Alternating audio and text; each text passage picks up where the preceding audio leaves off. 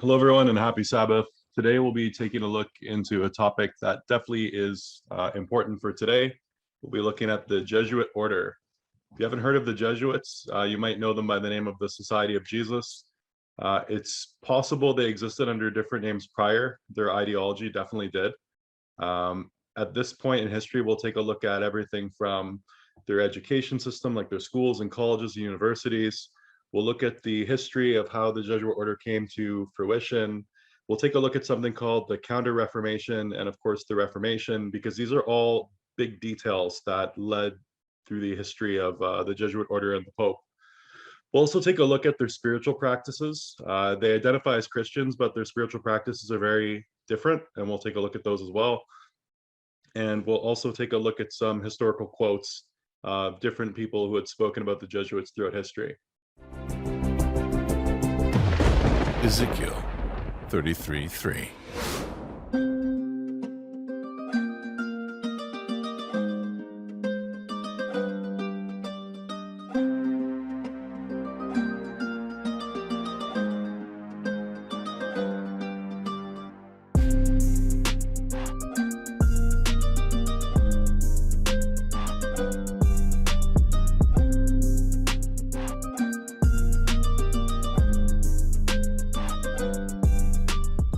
So the Jesuit order, also known as the Society of Jesus, you'll see their symbol is a sun. Typically, it's a black sun. And in the middle of the sun, you'll see the letters IHS. IHS stands for In Hoc Signa. In Hoc Signa means in this sign we conquer. So it looks like the symbol of the sun. In this sign we conquer. One thing I'll point out from my study of the ancient world, when you see a symbol that has wavy lines and straight lines like the rays of the sun, it's typically pointing out the idea of androgyny, so male and female. The male lines would, the straight lines would represent typically the male, and the curvy lines the female. In the center, in hoc signa, some people have speculated that this also has another meaning. The Jesuits deny it, but Isis, Horus, and Set, the trinity that came out of Egypt. And you can see here, they came to fruition in 1540. So who are the Jesuits? Here in the background, we can see a bunch of Jesuit priests. You can almost look at them as a type of a monk. Actually, I think a monk would be a pretty good description, maybe like a hardcore kind of a monk, and you'll see why. The Society of Jesus is a religious order of the Catholic Church headquartered in Rome. It was founded by Ignatius of Loyola and 6 companions with the approval of Pope Paul III in 1540. Its members are called Jesuits and use after their personal names the nominal letters SJ, so Society of Jesus, which is the acronym of their congregation's name. The society is engaged in evangelization and apostolic ministry in 112 nations. So when we talk about apostles, right? An apostle is someone that forms churches. So that's why we see here an apostolic ministry. They're forming churches across the world. Jesuits work in education, research, and cultural pursuits. Research is a big one. They're very big into astronomy. Some of the best, or if not the best astronomers in the world, they're all Jesuits.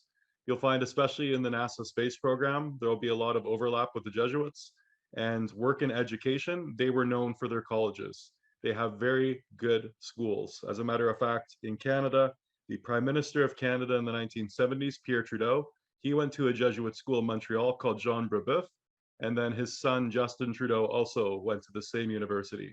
So this is a Jesuit school. Jesuits also give retreats, minister in hospitals and parishes, sponsor direct social ministries, and promote ecumenical dialogue. So ecumenical means representing a number of different Christian churches. So when we talk about things like the ecumenical movement, that's the idea of bringing all the churches together, like a universal church. And that's really interesting because, of course, since they've allied themselves with the Catholics since pretty much their fruition, Catholic actually means universal. So it's like they're trying to bring all these denominations together under one house, one roof.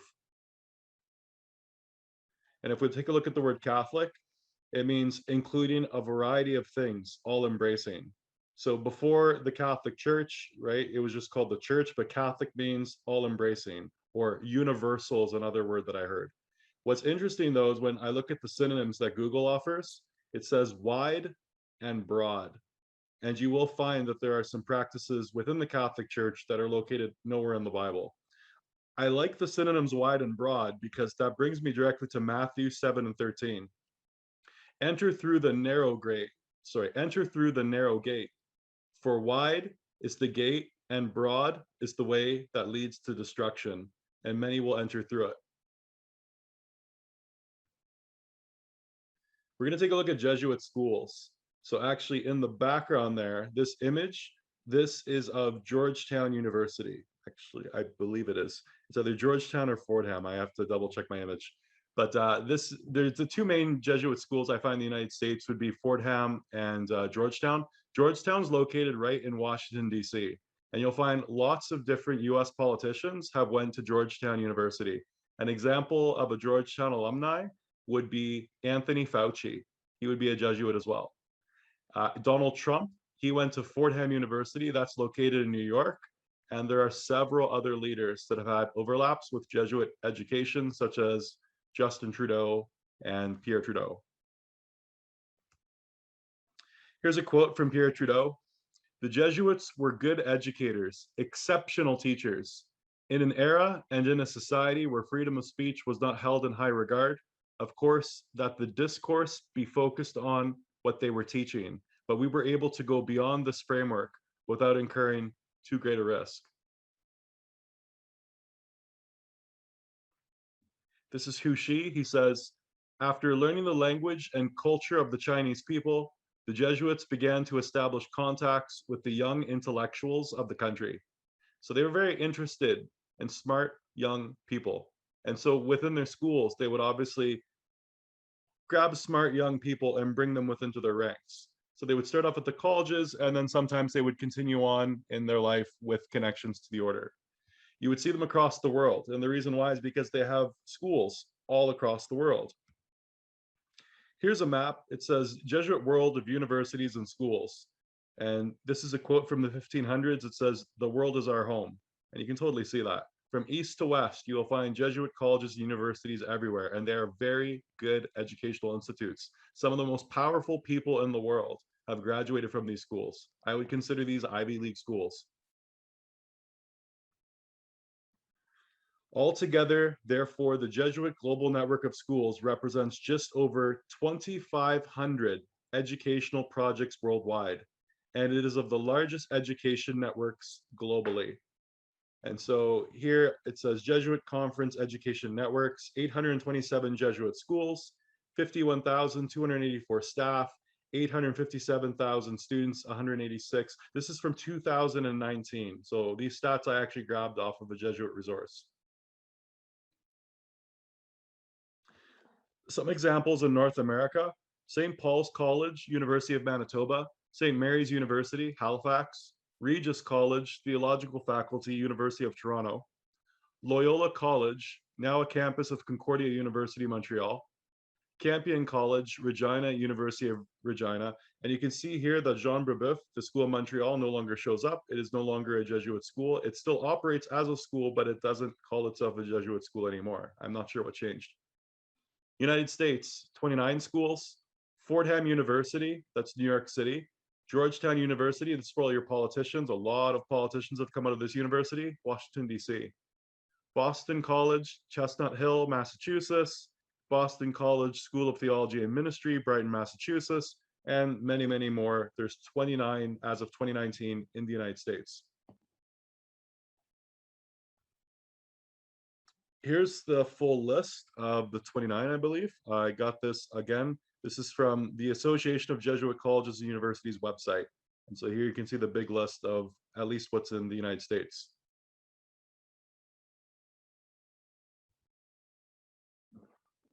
This is their mascot. Their mascot is the Jesuit wolf. As a matter of fact, if you go back, we'll take a look at the seal. They had a coat of arms, or a seal, I guess, a shield, for Ignatius Loyola, who was the founder. We'll take a look at him in a second, but we're going to take a look at the symbol of the wolf. So Loyola University, excuse my typo, Chicago. Chicago here we can see in front of the university, there are two wolves, and the two wolves are surrounding this cauldron or a kettle. So the Loyola shield is actually two wolves surrounding a kettle. Ignatius of Loyola, Wikipedia. The Loyola shield features a pair of rampant gray wolves flanking each other flanking each side of a cooking pot. Sometimes it's called a cauldron, sometimes it's called a kettle, in this case, a cooking pot. The wolf was to be a symbol of nobility. And if you take a look, you can see on the left-hand side here, there's an example of a shield with stripes on the one side. That has to do with Spain, and we'll get to that in a moment. In the middle, this is Rebus of the Loyolas over the entrance of Santa Casa Loyola. The reason why this is kind of interesting is if you look here, you'll see you kind of get a symbol of a half cross or a triangle, right? It's the top of a triangle if you were to draw the lines from the left and the right to the center.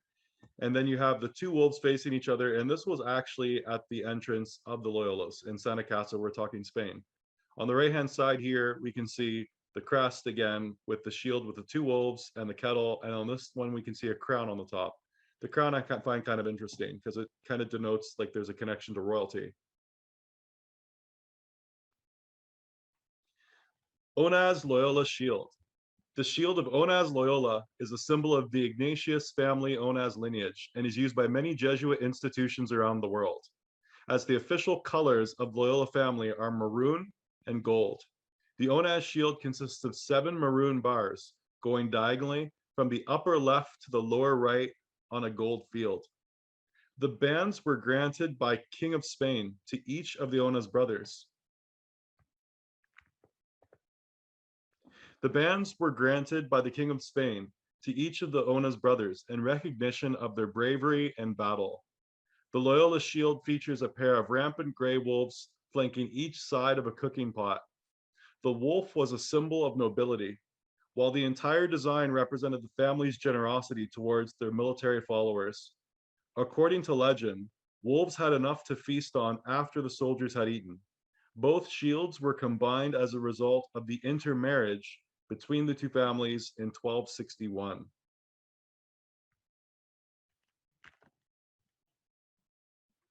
We're going to take a look at the origins of the Jesuit order. How did it all start? Because obviously this coat of arms is older than the Jesuits themselves. So this is history.com. Jesuit order established September 27, 1540, this day in history. The article reads, in Rome, the Society of Jesus, a Roman Catholic missionary organization, receives its charter from Pope Paul III. The Jesuit order played an important role in the Counter-Reformation and eventually succeeded in converting millions around the world to Catholicism. So we're going to talk about the Counter-Reformation shortly. The Jesuit movement was founded by Ignatius de Loyola, a Spanish soldier turned priest in August 1534.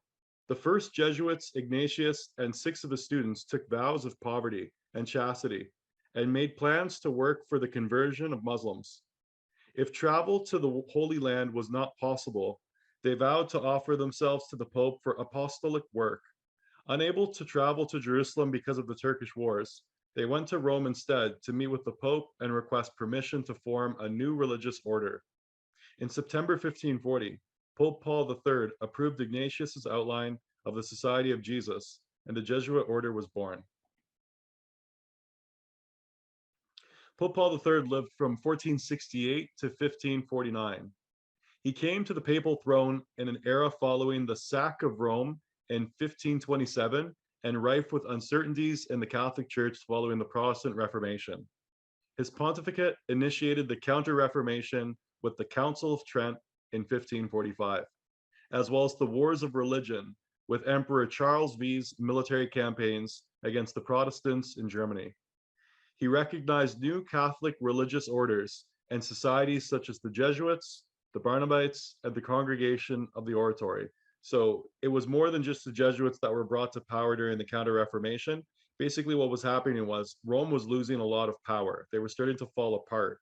And so the reformers, they were people such as Martin Luther, Calvin, the Calvinists, they were basically revolting against the Catholic Church for a variety of reasons. Some of those reasons had to do with things like corruption, disagreements they had with the Bible. Indulgences was a big issue. Indulgences were basically ways that the church was able to make money.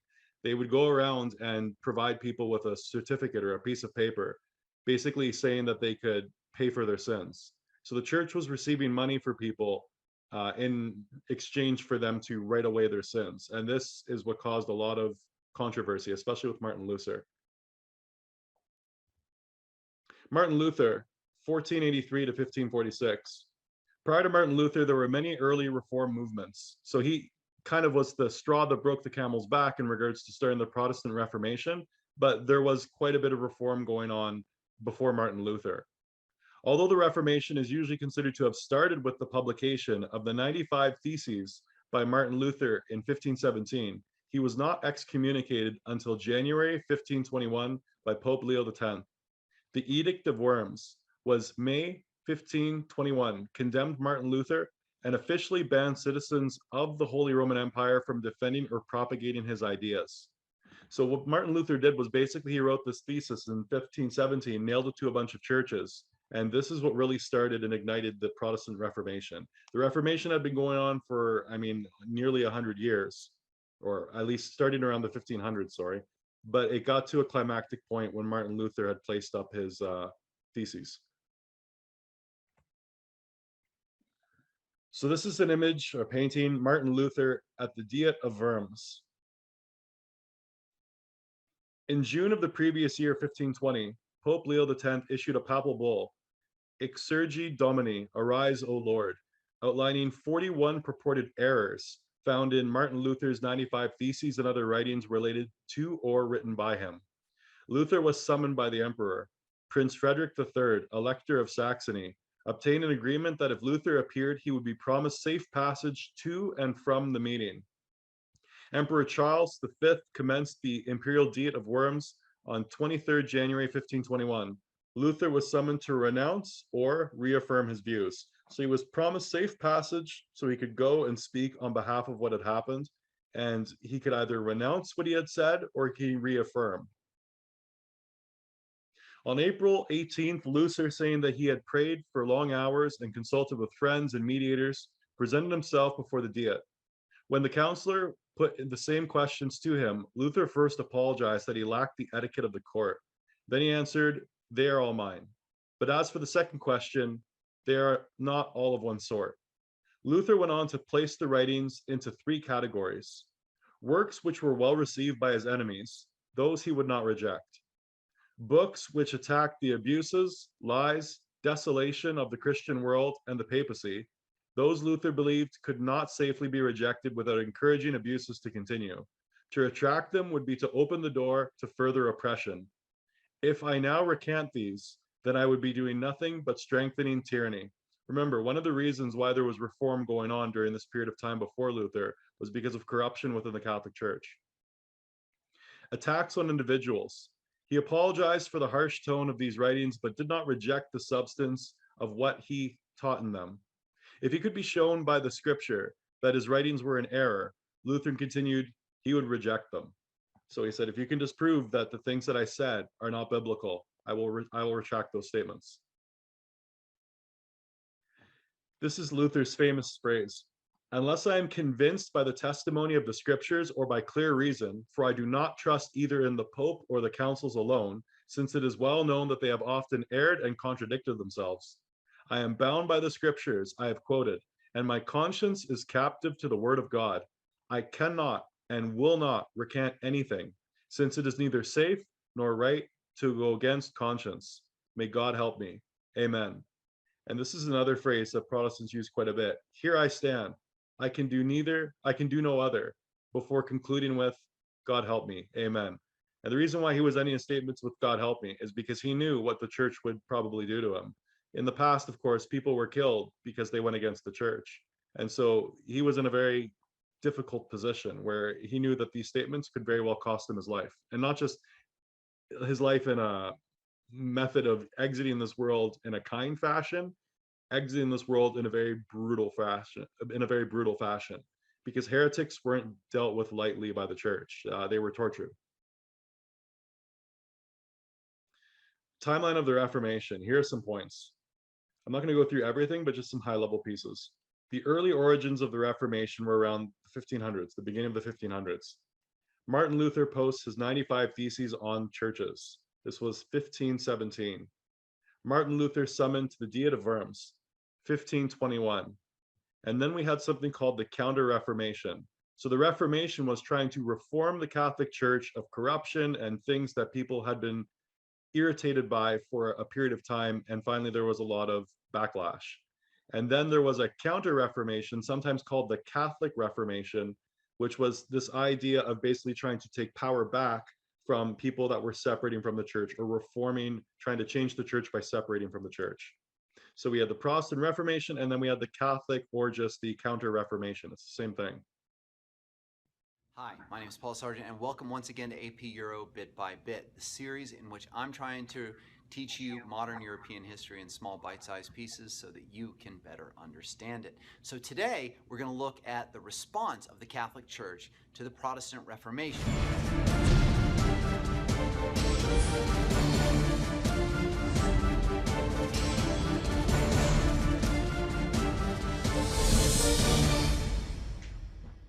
Becomes known in history as the Catholic or the Counter-Reformation.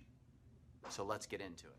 So if you've been watching AP Euro Bit by Bit, you'll see that the Protestant Reformation had fundamentally changed the way religion worked in Europe. Protestant groups started by Martin Luther and continued by the second generation of guys like Calvin and Zwingli and others decided to break away from the Catholic Church and to challenge Catholic dogma, Catholic doctrine, the belief that the Catholic Church had about salvation, and the way they were going about doing business. And this is a Catholic Church that had unified Christendom into one thing for nearly 1,000 years. And so now they were facing a unique challenge. They decided to meet together at the Council of Trent. And really the goals of the Council of Trent were to do two things. Number one, they were going to respond to the challenges of Protestant groups. And number two, they were going to respond to complaints about abuses within the Catholic Church coming from, well, within the Catholic Church. So their entire program and what they decided was really based on three principles. Now, just so you understand, this council met for a very long time. Intermittently, they met between 1545 and 1563, and in the end, they decided, first of all, that they were going to address Catholic doctrine, Catholic dogma, the beliefs of the Catholic Church. And their solution to this was really very simple. They weren't going to change them. That Catholic belief, having been established for 1,500 years, was correct. That salvation involved both faith and good works. There were 7 sacraments that needed to be followed. And they also affirmed that authority in religious matters comes not only from the Bible, but also from the collected writings and understandings and everything else produced by the Catholic Church and Catholic thinkers for the last 1,500 years. So they didn't give any ground to the Protestants on the doctrine side. They said Protestants were wrong on this stuff. The second thing addressed by the Council of Trent was abuses within the Catholic Church. Now, these were the things that really started Reformation efforts, the fact that there were things going on which didn't seem quite Catholic. And the Catholic Church readily admitted that there were problems. And so they made a series of reforms within the church to change some of the practices of the people within the church. For example, they outlawed the practice of simony, of buying church offices. They reinstituted and reemphasized celibacy within the priesthood, which had really kind of gone away during the Middle Ages and the Renaissance and gotten pretty ugly.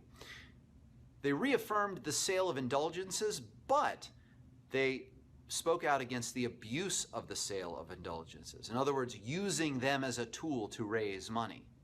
And they instructed that the illiteracy of the priests was going to be addressed. Priests needed to be educated and literate and be able to really do their job in an educated way. In terms of reform within the church, they really did make a lot of steps in terms of trying to rein in a lot of the things which had been giving the Catholic Church a bad name for a few centuries now. And finally, the Council of Trent had to take action in order to put forth these reforms. And really, their actions were all about trying to root out what they saw as heresy. So, number one, they created the Jesuit order. The Jesuit order was going to be in charge of really education, but it was also going to be in charge of carrying out the work of rooting out heresy. So, in sort of a weird confluence, they set up some of the greatest universities and education systems throughout Europe.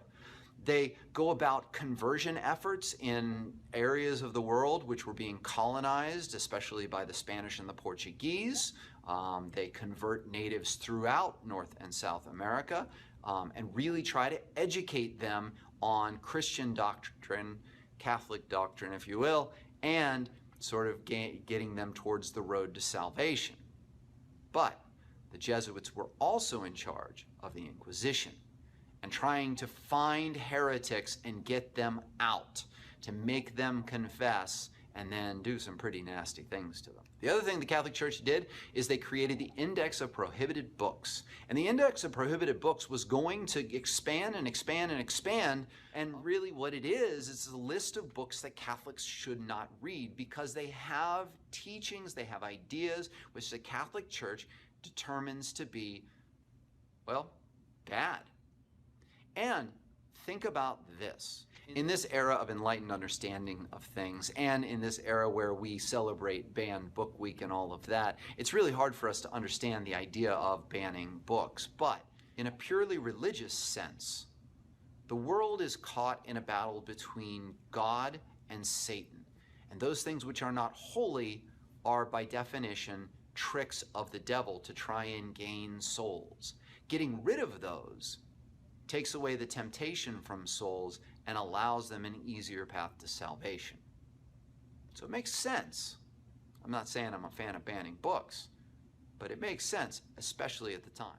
So what were the effects of the Council of Trent? Well, education throughout Europe definitely benefited from the Jesuit universities that were put up. So they really made it so that Protestantism couldn't really take hold in Southern Europe. So they held on to Italy and the south of the Holy Roman Empire, Spain, Portugal, areas like that, and thus lots of the new colonies which are being established. Was it a success? Well, the Catholic Church still stands today as a very powerful institution, and they don't meet again to change Catholic belief, dogma, practices, or anything else until Vatican II. On the other hand, Protestantism does flourish in the north of Europe. It does spread to colonies in some areas, especially those areas colonized by the Dutch and the British, and Protestantism is still alive today. So it's a mixed bag, but the Catholic Reformation and the Counter-Reformation does try to stop the Reformation, but holds a line with we're right on the beliefs. And that's what's important to know. So that's about it for the Council of Trent. Thanks for watching. So we're going to take a look at the life of Ignatius Loyola, but we can see the Counter-Reformation. Some of the huge points as to why there was a split in the church was because there was corruption in the church, there was differences in belief and doctrine, and with the Protestants, when they separated, they became something that was referred to as sola scriptura. Sola scriptura meant if the Bible said it, they believed it to be true. If it wasn't in the Bible, they would reject it. And so, of course, this really destroyed the church traditions. And of course, church traditions were come up with over time by different men who were sitting in the seat of the papacy, so popes and bishops. As these Catholic men would write and they would expand on the word of God, there would be at times things that would contradict. And of course, these were things the reformers had a really hard time with. And so they rejected these church traditions, and they looked at lines in the New Testament written by Paul that told them to reject these types of traditions. And this is another reason for the split, because of course, when there were these differences in theology and the Protestants said, well, we can only accept what's written in the Bible, where the Catholics said, well, our popes can kind of make things up as we go because they have the authority. This caused a large divide. When we take a look at things like colonialism, people talk about the colonizing of North America and other areas of the world. The Jesuits had a lot to do with that. When the ships would come across the ocean, there were lots of Jesuits within those ships. And with the Inquisitions were quite brutal, quite violent. When people talk about violence in Christianity, they bring up two things. They talk about the Crusades and they talk about the Inquisition, and neither were supported by the Bible. So these events in history have nothing to do with the Bible, but everything to do with men basically running for power. So we'll take a look at the life of Ignatius Loyola. This is an image of him here, and you'll see behind his head, he's got this ring around like you see with many of these kind of Baroque or Renaissance pictures where they have this halo that goes around the head. We'll explain what the halo is a little bit later. Ignatius of Loyola, 1491, 1556. Baptismal name, and I'm not sure if I'm pronouncing this right, Inigo. Later calling himself by the Latin name Ignatius, which would be better understood in France and Italy. So he chose to choose his name to this Latin name Ignatius from his baptismal name because he thought it'd be better understood. He originally was going to have a clerical career, but instead, Inigo became a page in the service of relative Juan Velázquez de Cuéllar, treasurer of the Kingdom of Castile. During his time in the household of Don Velázquez, Inigo took up dancing, fencing, gambling, pursuit of young ladies, and dueling. Inigo was keen on military exercises and was driven by a desire for fame. At the Battle of Pamplona on 20th of May, 1521, he was gravely injured when a French Navarrese expedition stormed the fortress of Pamplona, and a cannonball ricocheting off a nearby wall shattered his right leg. Inigo was returned to his father's castle in Loyola, where in an era before anesthetics, he underwent several surgical operations to repair his leg, with the bones set and rebroken. In the end, the operations left his right leg shorter than the other. He would limp for the rest of his life, and his military career was over. While recovering from surgery, Inigo underwent a spiritual conversion and discerned a call to religious life. His beloved sister-in-law, Magdalena de Eros, chose to bring him texts to read when she knew it would help him encounter living with the living God while he was recuperating. Since the chivalric romances he enjoyed to read were not available to him in the castle, he came to read the religious texts on the life of Jesus and the lives of the saints. This is the Black Madonna at Montserrat. This is something that Ignatius Loyola had encountered, and it was a pretty pivotal point of his life. So this Black Madonna was actually taken from another part of the world. We've studied the Madonna before, and we've noticed that this Madonna with child can be actually equated with Isis and Horus from Egypt. It's quite likely all these statues that you see throughout Europe and the East of this woman holding a child, they're all relating to the same thing. On this website, University of Dayton, it says all about Mary. It's talking about the Black Madonna. The statue has always been considered one of the most celebrated images in Spain. However, like Our Lady of Einsiedeln in Switzerland, its popularity is limited to a regional rather than universal scope. Also, the shrine received innumerable pilgrims over the years, currently at the rate of at least 1 per million. This multitude includes secular and ecclesial rulers, as well as a number of canonized saints.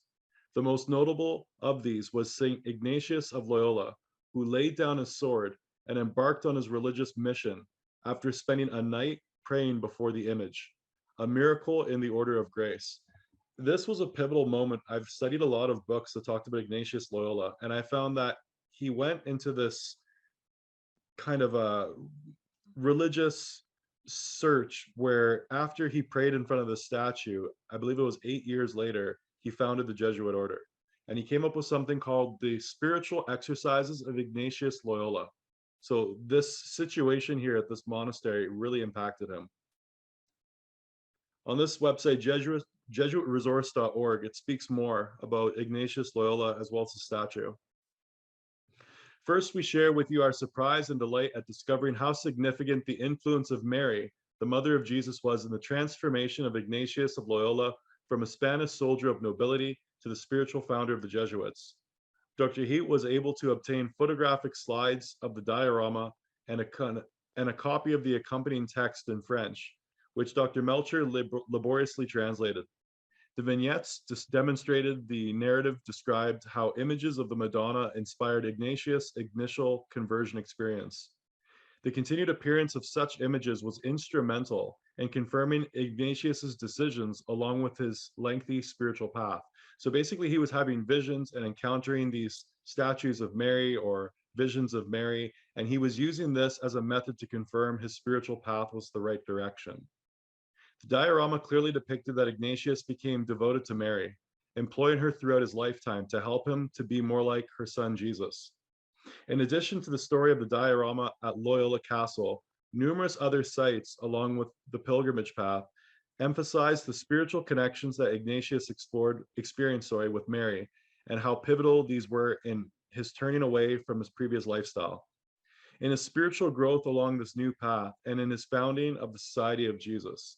So you can see that there was a very strong emphasis on Mary with Ignatius Loyola, and this had to do with visions and experiences that he was having, that he was connecting back to Mary.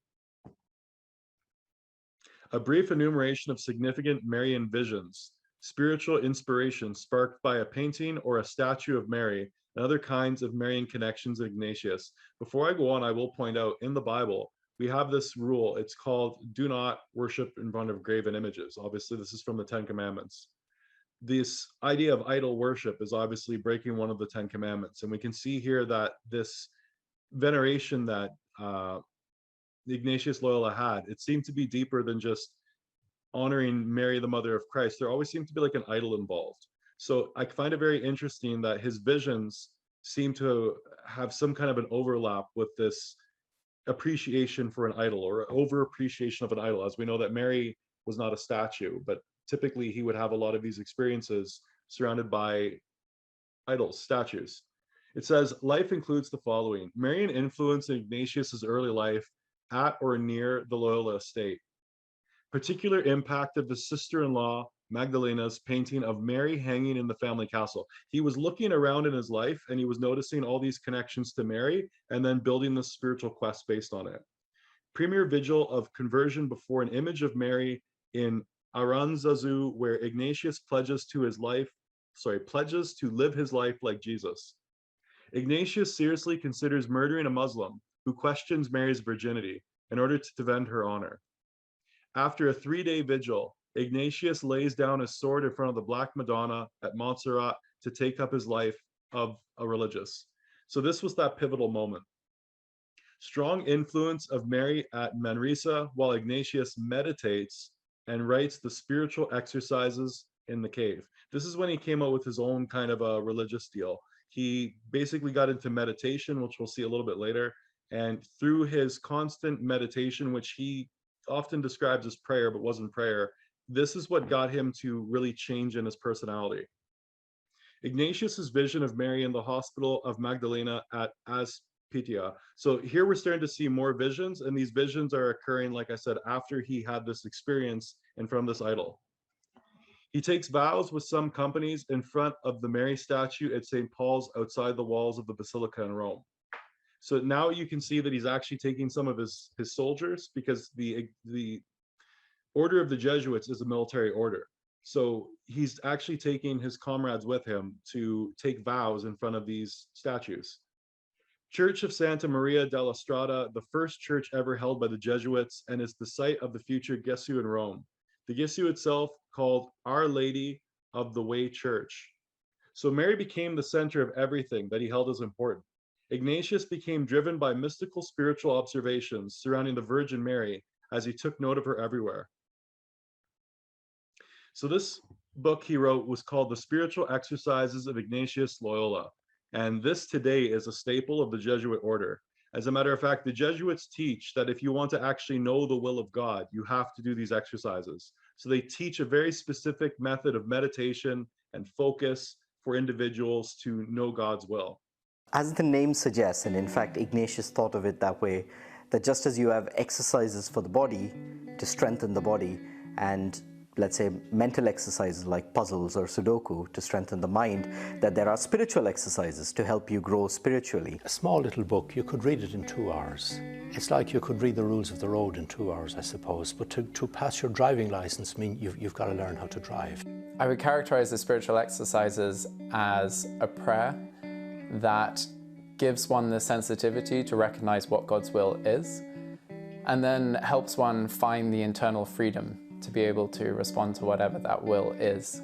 It took Ignatius many, many years to put together his own experiences in a systematic way from A to Z, if you like. So it's 30 days of quite intensive prayer, reflection, nearly entirely in silence.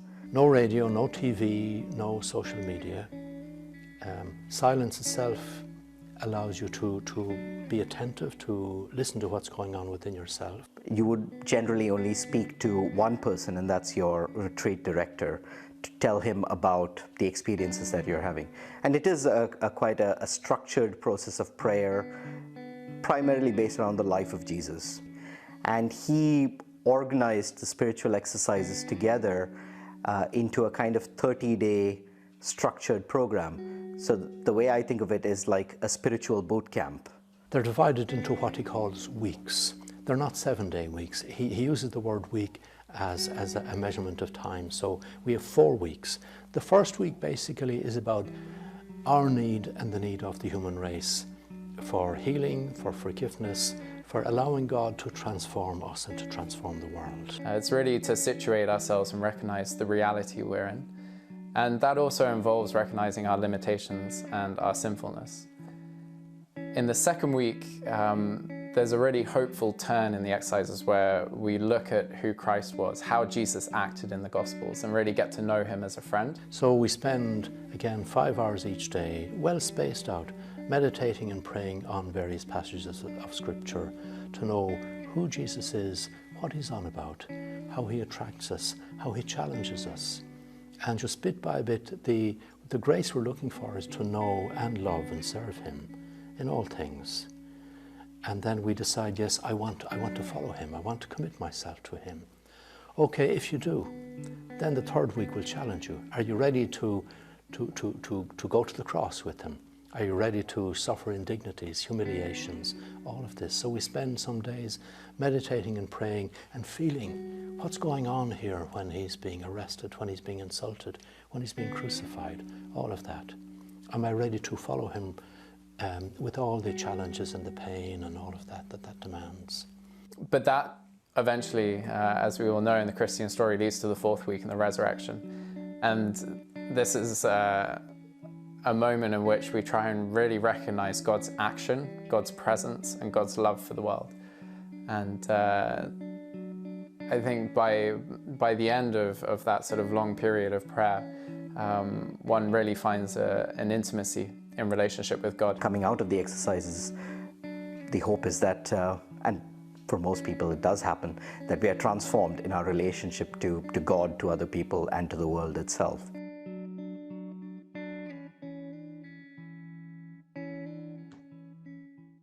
Now, don't get me wrong, this sounds like a very positive thing, but this is actually Christian mysticism. They're using visualization techniques, meditation, prayer, and different forms of self-suffering to get the individual to reach a higher plane of consciousness. That's what the whole purpose of this is about. That's why in 30 days, you can have an experience with God, but it's not God of the Bible you have an experience with. The spiritual exercises of Ignatius Loyola. Ignatian spirituality, known as Jesuit spirituality, is a Catholic spirituality founded on the experiences of 16th century Saint Ignatius of Loyola, founder of the Jesuit order. The main idea of this form of spirituality comes from Ignatius's spiritual exercises, the aim of which is to help one conquer oneself and to regulate one's life in such a way that no decision is made under influence of any inordinate attachment. The exercises are intended to give the person undertaking them a greater degree of freedom from his or her own likes and dislikes, so that their choices are based solely on what they discern God's will is for them. So through these spiritual practices, Ignatius would take his followers and then be able to have them have an experience with God. And this would let them know what the will of God is. So this is actually gnosis. If you study gnosis or the Gnostics, the Gnostic heresy was going on around the 3rd century, so 400 AD. And then it kind of disappeared, but not completely. There's controversy saying that Masons are actually Gnostics, and Rosicrucians and Jesuits are the continuation of the Gnostic orders. But we'll take a look more as we start to see what exactly is happening on the inside to some of these individuals. We'll take a look at some of the works of the Jesuit order as well.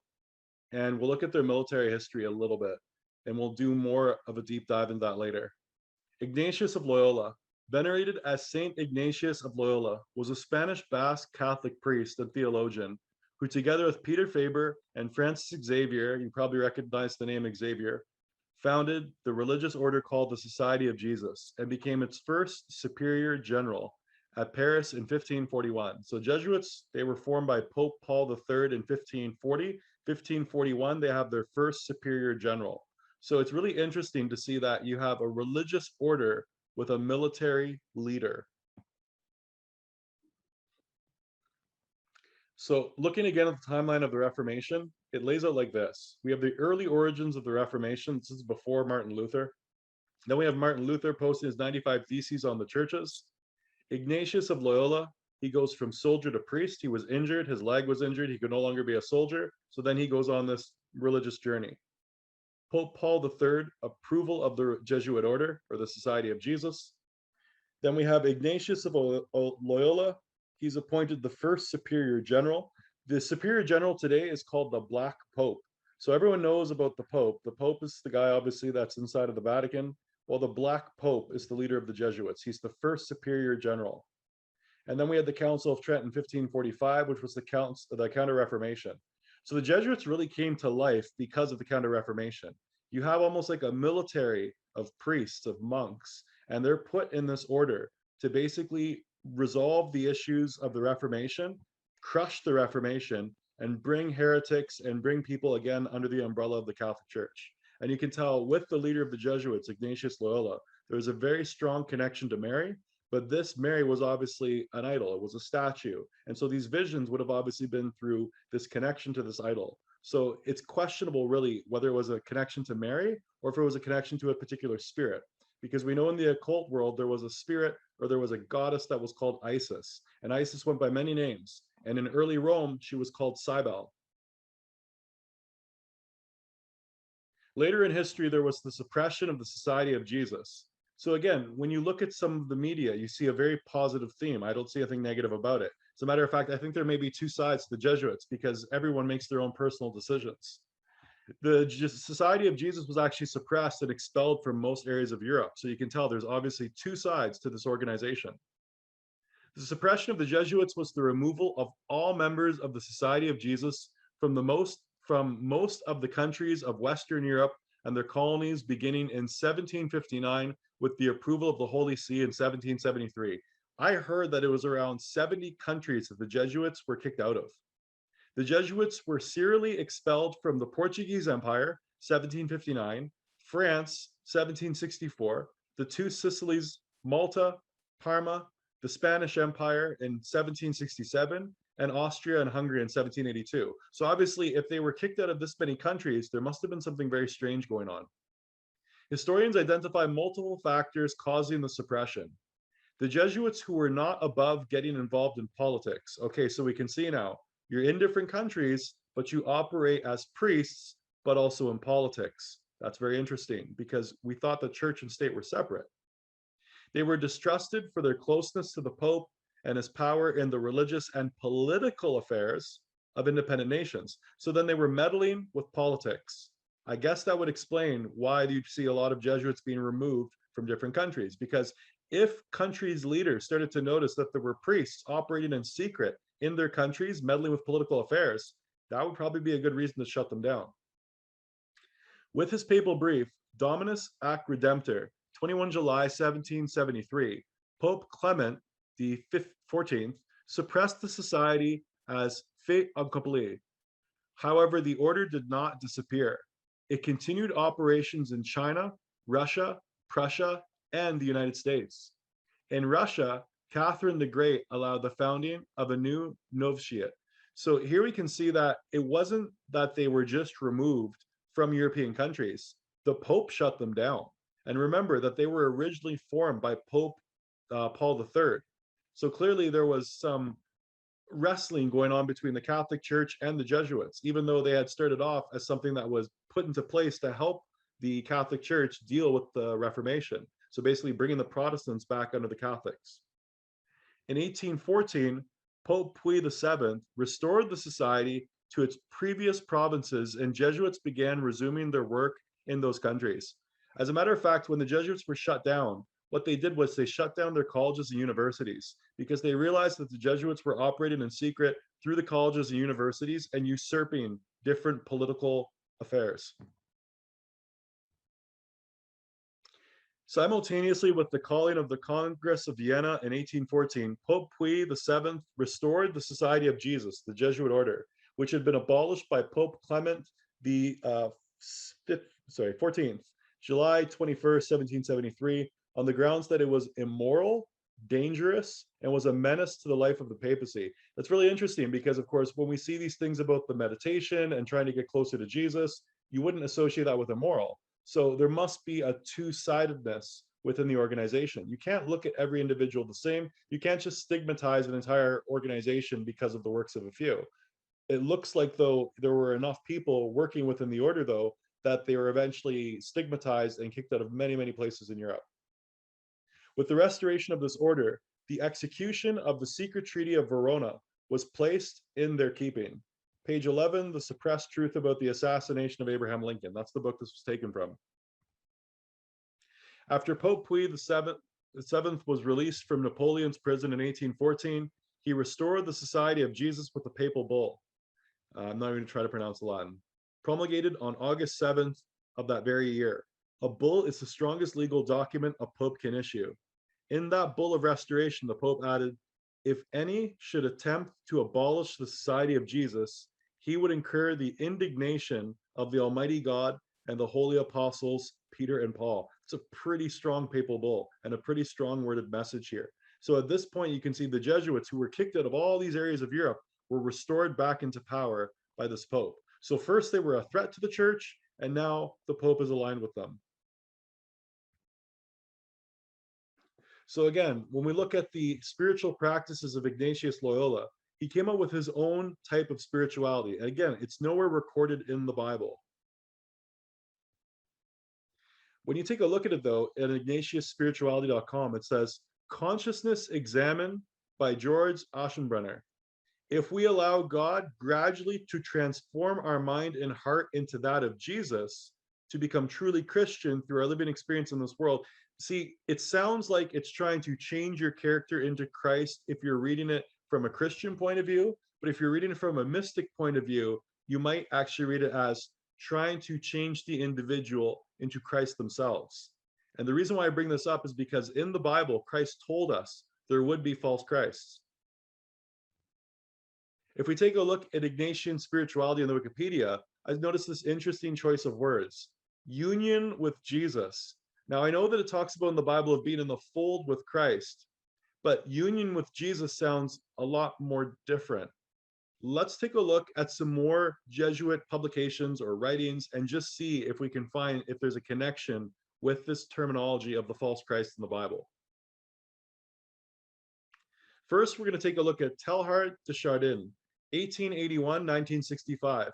Teilhard de Chardin was a paleontologist and Roman Catholic priest in the Jesuit orders. Okay, so we're dealing with another Jesuit. In France, in the 1920s, he began incorporating his theories of the universe. Just a moment. In France, the 1920s, he began incorporating his theories of the universe into lectures that placed Catholicism and evolution in the same conversation. That's really interesting because, of course, evolution, that's something that came up, that was an idea of Charles Darwin. But if you look at the period of time which he was born, this is when this theory of evolution was starting to kick off. Because of these lectures, he was suspected by the Holy Office of denying the doctrine of original sin. So Adam and Eve. This caused Teilhard to be exiled to China and banned from publication by church authorities. Really interesting here, we're seeing the Jesuits, we knew they had home base in China, they had bases in Russia, but in the East, what did we see in the Bible? In the East, there were other religions. We had things like the Greek mysteries and the Asian mysteries. So here he's being sent over towards the east, and the ideas that he has are actually ideas that are Eastern philosophies. So he probably had those ideas further fostered when he was going into the east. It was not until 1 year after his death in 1955 that his writings were published for the world to read. His works were also supported by the writings of a group of Catholic thinkers, which include Pope Benedict. So this is the Pope we had before the current Pope we have. So Pope Ratzinger or Pope Benedict, my apologies, Pope Ratzinger is who I was thinking of here. Pope Benedict, our current Pope, it's really interesting to see that our current Pope is supporting his ideas because, of course, keep in mind that he was exiled to China, but our current Pope, he saw his writings and he's supportive of those writings. And I think I made a mistake there with which Pope we're talking about here. But anyways, we have a Pope Benedict. But it's just interesting to see someone get exiled and then return back. And then we have a new Pope that's obviously accepting his writings after his death. And you'll see that these aren't really aligned with anything of Catholicism, but these are definitely aligned with things of Eastern mysticism or mystic Christianity, something that was occurring around the period of the Renaissance and the Baroque period, where people were basically merging together the Bible with things from the East. Teilhard de Chardin was heavily influenced by the work of Charles Darwin. So we could see that. We saw he was mixing together ideas from the Bible with evolution. But evolution actually came from Charles Darwin's grandfather, Aramis Darwin. And Aramis Darwin was born before Charles was even, Aramis Darwin had coined this idea of evolution before Charles was even born. So a lot of people are taught in school, Charles Darwin came up with the theory of evolution. No, actually it was Aramis Darwin. And you can actually confirm that on the Masons website. This is the Grand Lodge of Victoria. I think it's the largest lodge in Canada. And this is an article on Aramis Darwin. It says, best known as the grandfather of biologist Charles Darwin. Aramis Darwin was a philosopher, poet, scientist, and physician, well informed on all aspects of late 18th century science and medicine. He had advanced ideas on cosmology and evolution, which he recorded in a verse of a high quality. As author of Zoonomia, or the Laws of Organic Life, in 1794, he proposed the gradual evolution of animals and plants. So this idea of the theory of evolution was long before Charles Darwin. This is his grandfather, and his grandfather was a Freemason. And so what we're seeing is a synergy between the Jesuit order and the Masonic order. That's really interesting because remember, a Mason came up with this idea, and Masonry itself is a religion. So there must be an overlap then in the ideas, the philosophies between Freemasonry and Jesuits. And we can see Samuel Morse noticed that as well. The Jesuits are a secret society, a sort of Masonic order. Now we can see why there's some agreement between these different philosophies, with super added features of revolting odiousness and 1,000 times more dangerous. So here, we're starting to see this repetitive theme here, where there must have been some history of the Jesuits, which is extremely negative. And at least if we look at the Catholic Inquisition, Spanish Inquisition, for example, that was very bloody. And that was perpetrated by the Jesuits on behalf of the Catholics. We're going to look at something called the Omega Point Cosmology. And again, this was by Teilhard de Chardin, a Jesuit priest. And of course, we saw that he had this overlap with evolution. So he's trying to basically combine Masonic ideas with the Bible to explain the Bible. And again, this is where we start to get into Christian mysticism, when we start basically taking new age kind of ideas, new age occult, and then mashing it together, astrology, for example, and bringing it together under this guise of Christianity. The Omega Point. The Omega Point is a supposed future when everything in the universe spirals towards a final point of unification. The term was invented by French Jesuit Catholic priest Pierre Teilhard de Chardin. Teilhard argued that the Omega Point resembles the Christian Logos, namely Christ, who draws all things into himself. By 1962, the Society of Jesus had strayed from Spanish Jesuit priest Francisco Cereza's philosophies on man in favor of Teilhardian evolutionary cosmogenesis. Teilhard's Christ is the cosmic Christ or the Omega of Revelation. So then there was this terminology that appeared that was called the cosmic Christ. This is a quote. He says, "I believe in the church mediatrix between God and the world.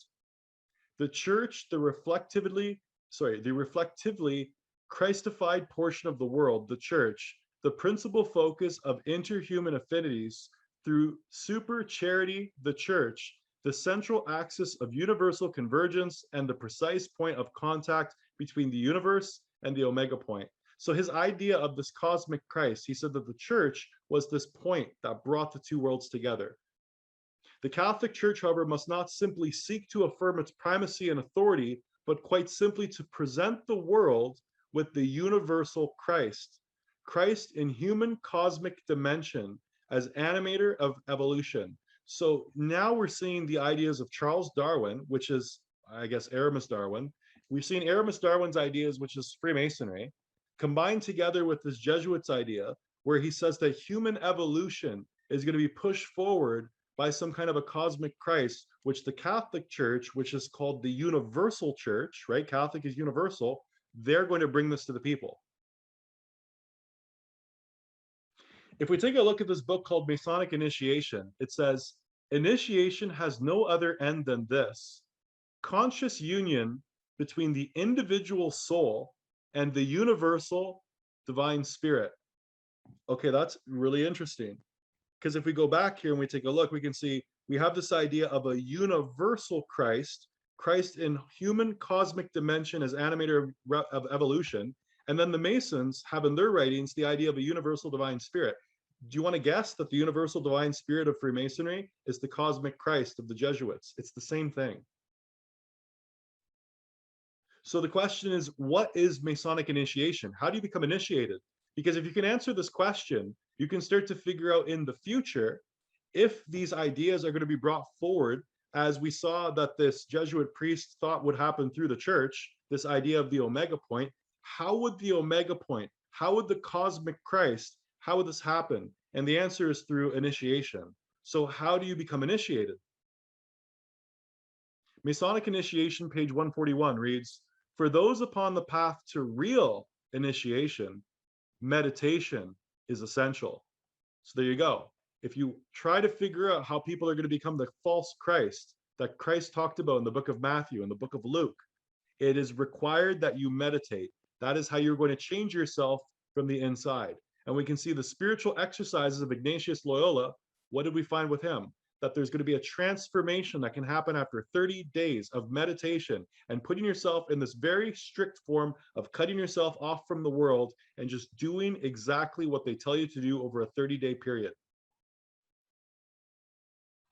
So Masonic initiation equals meditation. And the Jesuits, we know from Ignatius of Loyola, they meditate as well.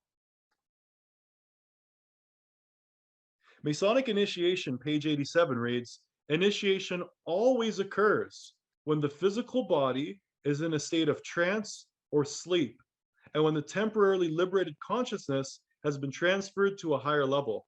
This sounds like the yogis. This sounds like the Buddhists. This sounds like what's going on in India. And of course, we know that India, they got their knowledge from the Vedas. The Vedas came from Iran. Iran is ancient Babylon. So it looks like we can see this method of evolving into this Christ state is done in a trance, a state of sleep, a state of meditation. Masonic initiation. The Masonic initiation written by W.L. Wilmhurst on page 19 reads, "For real initiation," so meditation, "means an expansion of consciousness from the human to the divine level." So when the Jesuits are going through their spiritual exercises and thinking about all these things that Christ did in the Bible, this is not a type of prayer. This is actually a type of meditation. You're trying to put yourself in the in the shoes of Christ, and in your mind, imagine what it's like to be Christ. And apparently when you do that to this level of this cutting yourself off from the world and really focusing like this, you will connect to something, but it's not the Christ of the Bible. The Masonic initiation, page 141 reads, "Every man is a potential Christ." Here's your smoking gun. And the purpose of evolution is to raise every human being to the sublime degree of a master Christ. Now think about it. Charles Darwin's grandfather, Aramis Darwin, he came up with evolution. He was a Mason. What's the purpose of evolution?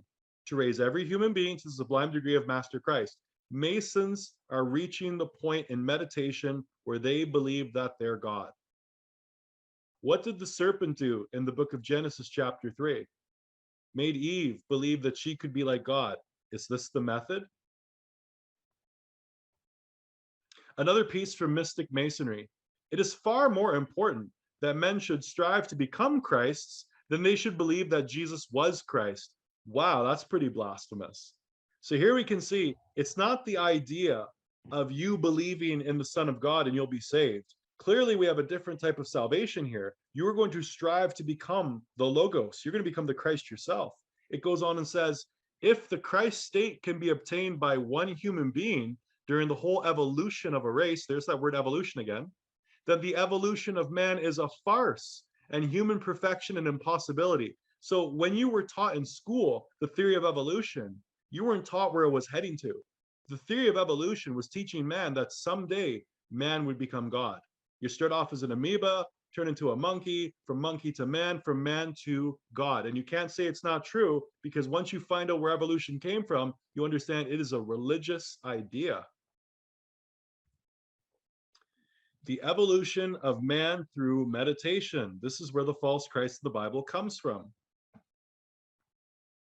Page 30 reads, the initiate no doubt experienced an elevation of the consciousness, which profoundly affected modes of thought, word, and deed in his life. It was more likely akin to the born-again Christianity, but of a more universal, cosmic nature. That word cosmic shows up with the Jesuits as well. The word cosmic shows up with the Gnostics, and the Gnostics were in the Bible as well, in the gospel. So here we can see this idea of a born-again Christian. We have a different type of born-again in the Masonic orders. We likely have that same different type of born-again Christian in the Jesuit order. This is an individual that isn't following Christ. This is an individual that believes that they are Christ. The cosmic Christ is the Christ found within yourself. They hide it in your movies. Did you know it's in the movie Transformers? In the movie Transformers, when they talk about the Allspark being inside of the Autobots, the Allspark is this idea of the Christ consciousness. As a matter of fact, when we were taking a look at the Omega, right, the Omega point, the Christ consciousness is the Omega point. It is the divine spark. The Gnostics talked about this. Mark 13, 1-8. As Jesus was leaving the temple, one of his disciples said to him, "Teacher, look at the magnificent stones and buildings." "Do you see all these great buildings?" Jesus replied. "Not one stone will be left here on another. Everyone will be thrown down." He's talking about the temple on the Temple Mount. It's destroyed. It was destroyed in 70 AD. While Jesus was sitting on the Mount of Olives opposite the temple, Peter, James, John, and Andrew asked him privately, "Tell us, when will these things happen? And what will be the sign that they are about to be fulfilled?" Jesus began by telling them, "See to it that no one deceives you." That's very interesting. Let's stop there for a second. So when were things going to get loud? When were things going to be destroyed? When were things going to be completely pulled to rubbish on the Temple Mount? Sure, we saw it be destroyed in 70 AD, but there still is the Temple Mount, and there still is an area where you can go in Israel. But here we're seeing this idea of absolute destruction, and the apostle's like, well, when is it going to happen? He responds with almost something cryptic when Christ says, "See to it no one deceives you. Many will come in my name, claiming I am he, and will deceive many." So individuals who have reached the Christ consciousness, do you think that if an individual reaches the Christ consciousness and they believe that they are Christ, this might fulfill what Christ is talking about in Mark?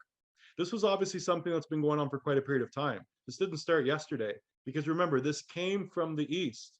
As a matter of fact, there are people today in the church that believe that Christ is no different than Buddha, and that he became the Christ between the ages of 12 to 30. They say, since in the Bible you see Christ at 12 years old, and the next you see his baptism, they say that missing period of 18 years is when Jesus became the Christ. When you hear the wars and rumors of wars, do not be alarmed. These things must happen, but the end is still to come. Nation will rise against nation, kingdom against kingdom. There will be earthquakes in various places, as well as famines. These are the beginning of the birth pains. So now we can see that this area, this period of time that Christ is talking about, it's not just 70 AD, like I mentioned. We're talking about the tribulation. Nation against nation, famines, earthquakes, that's the tribulation. So when is the point in time when you're going to expect to see the tribulation? Christ tells you, make sure that no one deceives you. Many will come in my name. In other words, you can expect to go into this period called the tribulation when you start noticing people call themselves God. Jesuits, for example, Masons, for example, Rosicrucians, for example. When people confuse God with themselves, that's a sign that you're going in towards the tribulation. Jesus warned us that there would be those claiming to be God before the tribulation. Matthew 24:23, at that time, if anyone says to you, look, here is the Christ, or there he is, do not believe it. For false Christs and false prophets will appear to perform great signs and wonders that would deceive even the elect, if it were possible. See, I have told you in advance. So Christ told his apostles, for we would know today that when you start seeing people call themselves God, they start impersonating Christ, or they give you this Hindu version of a Christ, or you don't understand what the Bible said, the Bible is actually saying this. That is when you're going to see this tribulation. If you look on Amazon, here's a book. It's Gnosis of the Cosmic Christ, a Gnostic Christian Kabbalah. So here we can see, we took the words Gnosis and Christian and slapped them together. Well, those words don't go together. And we can see the Kabbalah, and the Kabbalah is what? The planets. We saw that the nations of the world worship the planets. Mars, Jupiter, Saturn. I mean, if we take a look in Rome, you can still see their statues today. This is called astrolatry. It's the worship of the sun, the moon, the stars, something forbidden in the book of Deuteronomy twice. And here we can see that this concept of the cosmic Christ has something to do with the worship of the stars. Christian mysticism. The noble idea of the Christian Kabbalah is not so much the worship of Jesus Christ, at least they're obvious about it, but rather a conscious evolution toward a divine or superhumanity. Wow, this sounds like Freemasonry, but this is a book you can buy online, and there's many like it. In this regard, Christian Kabbalah is quite different from its Jewish roots, and Gnostic Christianity is very different from Orthodox Christianity. Both are about, here's the key, experiencing God and evolving toward God rather than just studying theology. Don't read the Bible, you guys. Let's just sit around and meditate, or we'll call it prayer when it's really meditation, and we will connect ourselves to God. So gnosis, the word gnosis means to know, knowing. So gnosis is all about experiencing God. How do the Gnostics experiencing God? They basically shut their mouths. They say nothing, and they sit down and they wait in silence. And that's how they experience God. That's not how God wants you to find him. God wants you to think. He doesn't want you to have a mystical experience. Rosicrucian Fellowship, the cosmic Christ and the Christ within. Rosicrucians, they teach this as well. This idea of the cosmic Christ doesn't just show up with the Jesuits, it shows up with the Rosicrucians. So again, we have this idea of a omega point, a spark, a divine spark within of God. Maharishi would always say that he wanted everyone to be cosmically conscious. Maharishi would always say that he wanted everyone to be cosmically conscious. Cosmically conscious. Cosmically conscious. Maharishi sure sounds like a name from the East. And didn't Christ say that before the tribulation you would see what? People claiming that they were God. Looks like it goes all the way back to the Beatles and before that, but it's picking up. Rosicrucian and Christianity. In the philosophy of Rosicrucianism, the Christ spirit, which entered the body of Jesus when Jesus himself vacated it, is a ray from the cosmic Christ. Okay, so then again, we have this idea of Jesus becoming the Christ. He isn't God, he became God. And if you think about it, if Jesus can become God, doesn't that mean that you and I can become God too? There must be a process, right?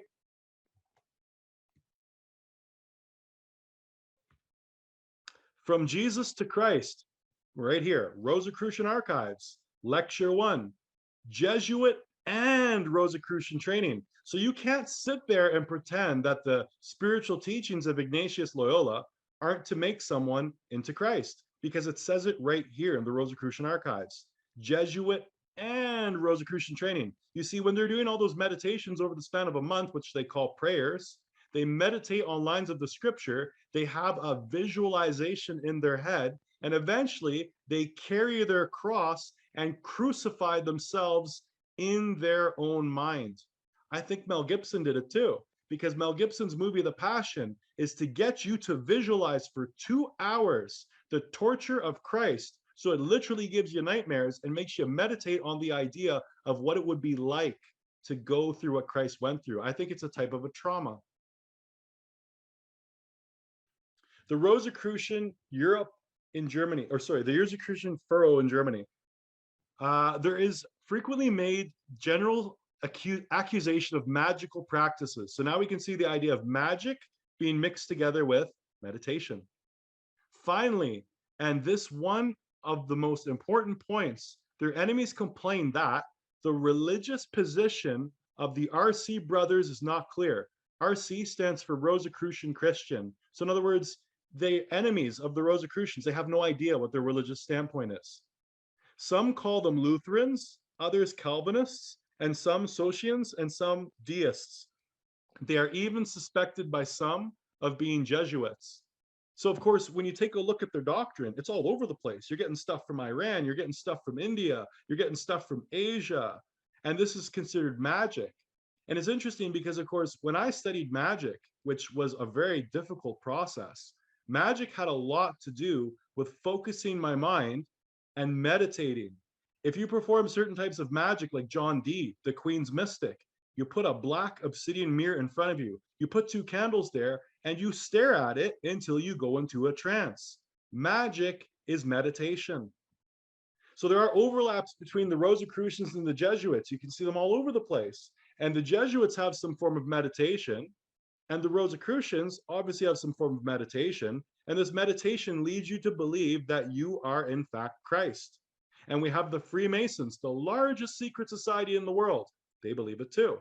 So isn't that interesting? You have educational institutes where there's 2,500 different chapters of Jesuit schools and colleges across the world. And then you have Masons with infinite amount of lodges across the world, and Rosicrucians, and they all believe the same thing. You can meditate and become God. I think what Christ told us in the book of Matthew was true. Secret symbols of the Rosicrucians. If you take a look here, you can see the symbol of the cross, which would make you think they're a Christian group, until you realize they are trying to make you into Christ himself. And you can see in the center of the cross a sun, which is just like the Jesuit order, and just like the Masons for that matter. And in the center of the sun, what do we see? Jesus, or what looks like Jesus. And he has a halo or a sun around his head. These halos that you see around Ignatius Loyola, these halos that you see in all this religious art, that is not a halo, it's the sun. This is sun worship. Sun worship is meditation. Rosicrucian order, Amrock, questions and answers. Here you can see the symbol. It says Rosae Crucis. Rosicrucian gets its name from the rose cross. They are the brotherhood of the rose cross. And so if you ever see a cross and it has this rose in the center, that's them. But I'll give you another example that you've seen before. If you ever see the word Pope and the O in the word Pope has a circle and a cross, can you see where it came from? It's the rose cross. It's a symbol for the cosmic consciousness or the Christ consciousness.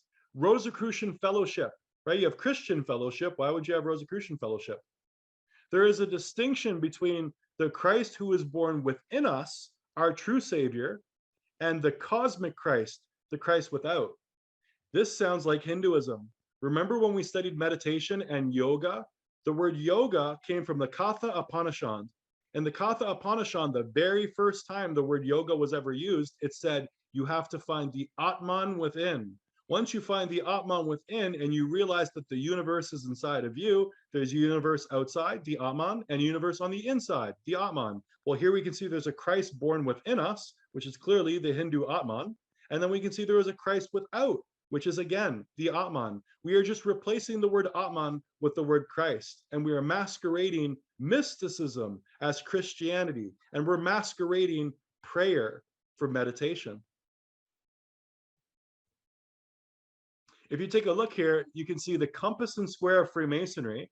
So on the top, you can totally see the compass. On the bottom where the ribbon is, that's supposed to be like the builder's square.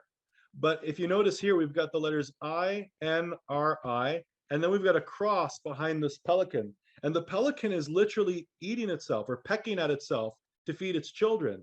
So you can see here what they're doing is they're symbolizing the pelican as Jesus Christ.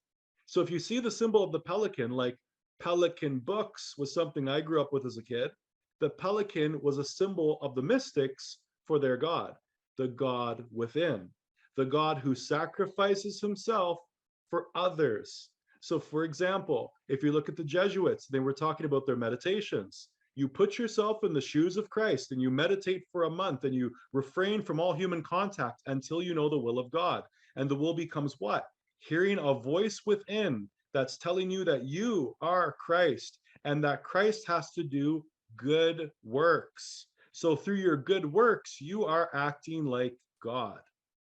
And so we can see the Rosicrucian cross is directly beneath the pelican, which is a symbol for Christ. And I will show you that it is Christ, because if you look on the bottom, it says I-N-R-I. Look at these pictures of the crucifixion and you will see above the cross, the letters I-N-R-I. Yes, the pelican is Christ. They have made Christ into something of a mystical experience where each individual comes to the conclusion through their own spiritual journey, which varies between person to person, that they are God. That is the ultimate point. How they get there differs a bit. Knowing your 7 chakras. So 7 chakras. Now let's read this. The Rosicrucian cosmoconception. In other words, this is where the Big Bang theory came from. The Rosicrucians teach that the above referred 7 worlds belong to the lowest of the 7 cosmic planes. So what the Rosicrucians called the 7 worlds or the 7 cosmic planes, the Hindus called the 7 chakras. You seeing the overlap here? Cosmic Christ, Atman, prayer, meditation.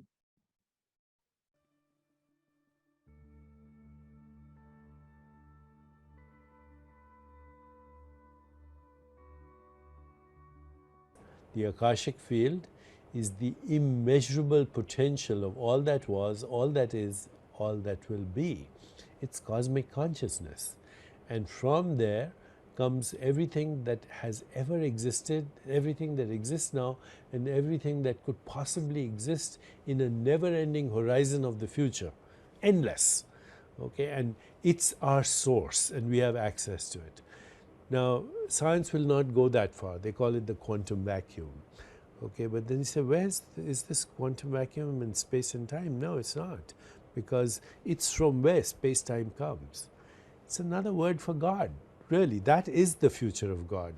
And both a model that science can accept and an experience that you can have spiritually. If you can do both, that will be the future of God.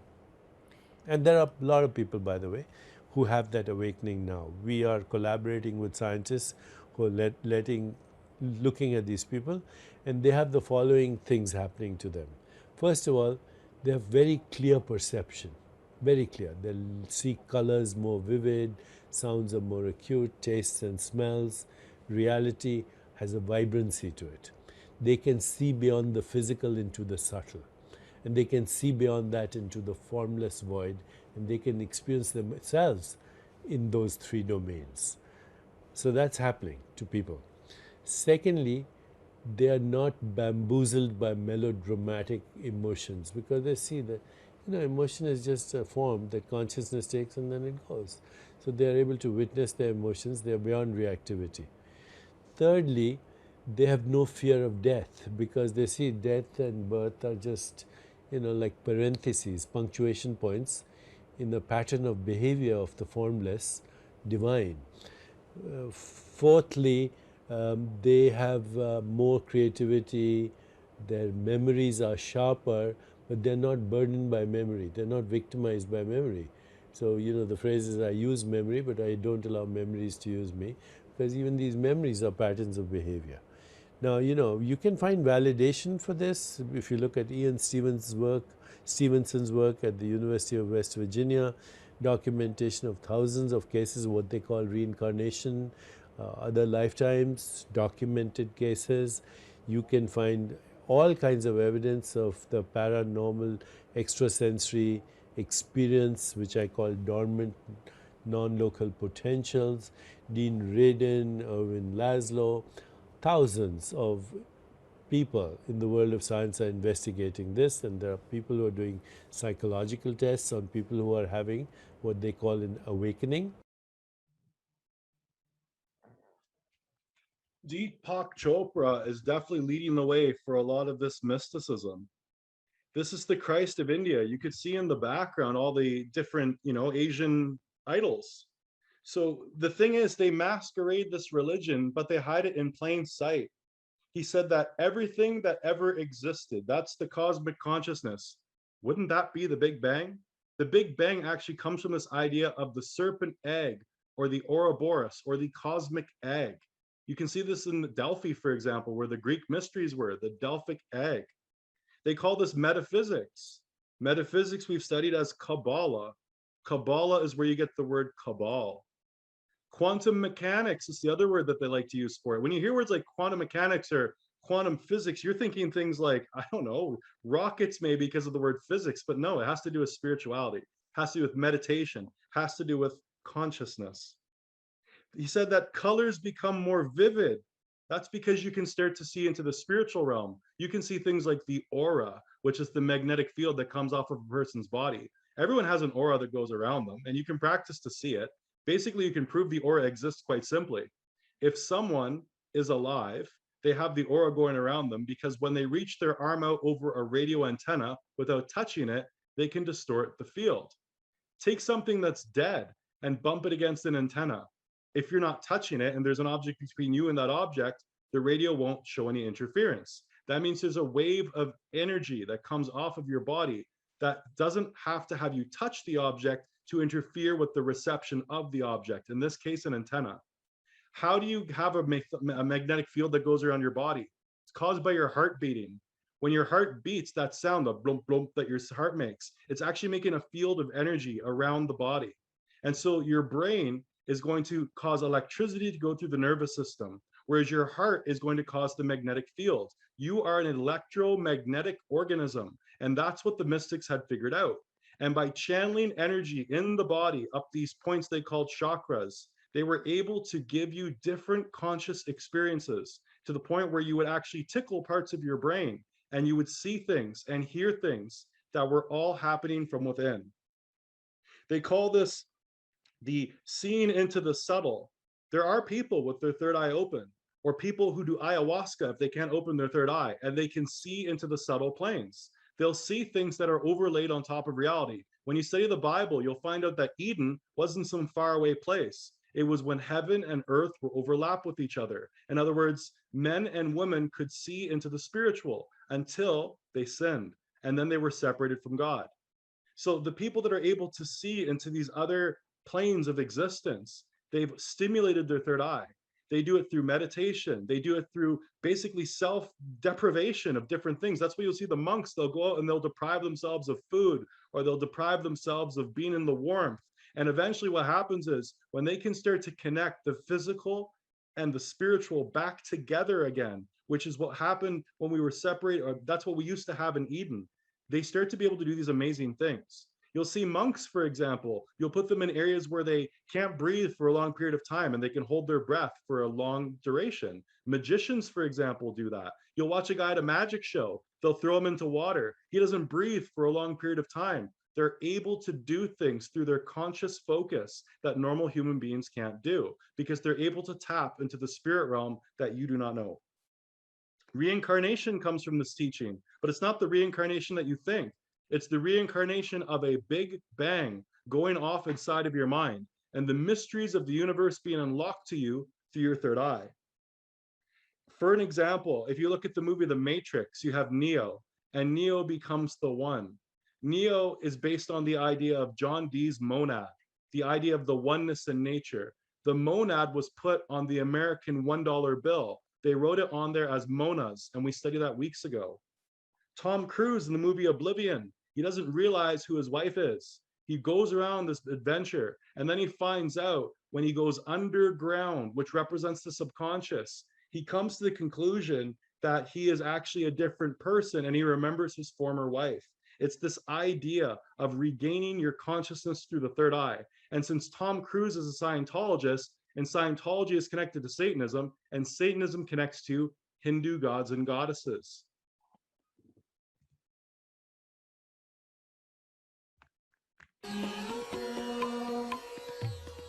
Did Maharishi personally teach you?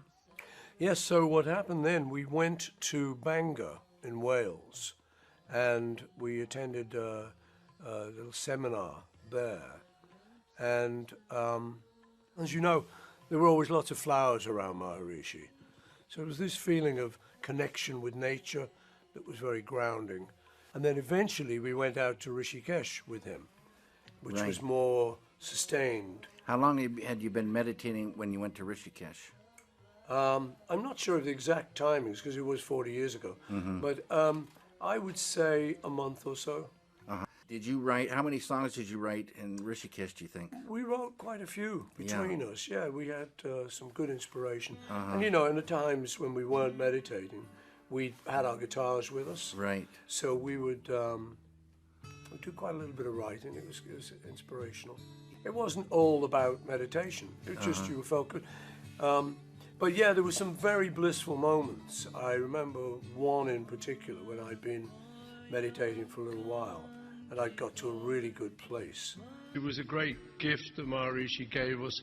For me, it came at a time when we were looking for something to kind of stabilize us towards the end of the crazy 60s. And it's a lifelong gift. You know, it's something that you can call on at any time. And I think it's a great thing. I think it's a particularly great thing what David and the Foundation is doing, putting it in schools and allowing kids to experience something that I don't think they otherwise would have had the chance to experience. Over 40 years ago, we ended up in Rishikesh, and that's where we met. Well, it wasn't where we met, it's where we hung out with Maharishi. We'd met him a few months before in Wales. And since then, sometimes a lot and sometimes a little, I have meditated. And, you know, it's a gift he gave me, was my mantra, that's something I could use and something no one could take away. So it's one of the few things I was ever given that means that much to me. You know, you just sort of sit there and you let your mind go, whatever it's going, doesn't matter what you're thinking about, just let it go. And then you just introduce the mantra or the vibration, just to take over from the thought. You don't will it or use your willpower. If you find yourself thinking, then at the moment you realize you've been thinking about things again, then you replace that thought with the mantra again. Sometimes you can go on and you find that you haven't even had the mantra in your mind. It's just been complete blank. But when you reach that point, because it's beyond all experience, then it's down there, and that level is timeless, spaceless, so you could be there for 5 minutes and come out. You don't actually know how long you've been there. We like to do a song now which actually I wrote it in Rishikesh when we were at the ashram with Maharishi. And Maharishi would always say that he wanted everyone to be cosmically conscious. Maharishi would always say that he wanted everyone to be cosmically conscious. Cosmically conscious. Cosmically conscious. So this idea of false Christs appearing, it's starting to become a lot more obvious. Matthew 24:23. At that time, if anyone says to you, look, Here is the Christ, or there he is. Do not believe it. For false Christs and false prophets will appear and perform great signs and wonders that would deceive even the elect, if possible. See, I have told you in advance. This is being fulfilled by people like the Beatles still to this day. I mean, these clips are recent. You can see in the last couple of years here, they're trying to come into the schools and teach children about sitting still and visualizing. Same thing the Jesuits teach, same thing the Masons teach, same thing the Rosicrucians teach. Yoga is now like a studio on every block. Satan wants your children, and he wants them to believe that they are gods. If the older generation doesn't want to believe it, too bad. They can do their own thing. But the children, they're coming for the children. The serpent told Eve she was God. Through meditation, they will teach your children they are gods. Pride, it was about pride, right? The serpent, Satan fell because of pride. And pride is killing us. If the smartest beast that God ever made, remember it said the serpent was the shrewdest, the wisest beast of the field. If the smartest creature and the most subtle creature that God ever made fell because of pride, that weapon of pride is the exact same weapon he'll use against you. And what's more prideful than thinking that you're a God? This is why Christ teaches us in the New Testament, serve your fellow man, be a servant. He came to the world. He didn't just start screaming, I'm God, worship me and bow down because I'm the all-powerful, I'm the almighty. When Christ came to earth, he washed men's feet. He was a servant to man. He humbled himself. He wants you to be humble in that character, because if you're not humble, what are you? You're prideful. And if you're prideful, you're falling just like Satan fell. That's the plan. That's how you make someone get to the point where they think they're so powerful, right? They're living in their ego. Someone who lives in their ego eventually gets to the point where they think, I'm a god. Okay, so Matthew 24:23. At that time, if anyone says to you, look, here is the Christ, or there he is, do not believe it. For false Christs and false prophets will appear and perform great signs and wonders that would deceive even the elect, if that were possible. See, I have told you in advance. We saw the Rosicrucians, the Freemasons, the Jesuits. They all have this common factor, which is meditation, and meditation coming to a realization where you're divine. We talked about the movie The Matrix just briefly. If you notice, the outfit that you'll see priests wearing is very similar to what you see in the movie The Matrix, because this was an enlightened priest. Neo represented the God-man. He was a God-man in the movie. He had to realize that he was the one. This classic scene where they all start firing at Neo and he places up his hand, it's like the hand of Fatima. It's the hand with the eye that you would normally see in the East. If you look behind his head, though, they placed a painting behind his head, and you can see the rays of light of the sun streaking directly from behind Neo's head. This is actually pointing towards the same cult that Constantine was in, the cult of Mithra. Here's an image of Mithra on the right. Look at Neo. It's the same thing. These rays coming off his head are showing the rays of illumination. It's the rays of the sun. It's the same reason that Ignatius Loyola had a sun behind his head, and why you see in all these old pictures that were drawn by these famous artists, a halo, which is actually a sun that's behind the head. They are illuminated. They have meditated and they have come to the realization that they are divine. They have believed the lie of the serpent from Genesis 3.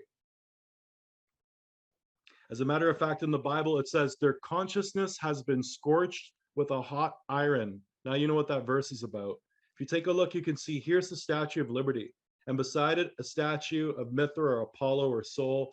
It's all the same God. But you can see that he's a male-female. And we know the male-female represents the Baphomet. And the Baphomet was the god of the Knights Templar.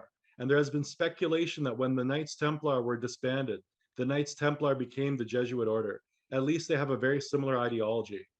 And you can see here that the male and the female, they both have the exact same number of rays extending from their head.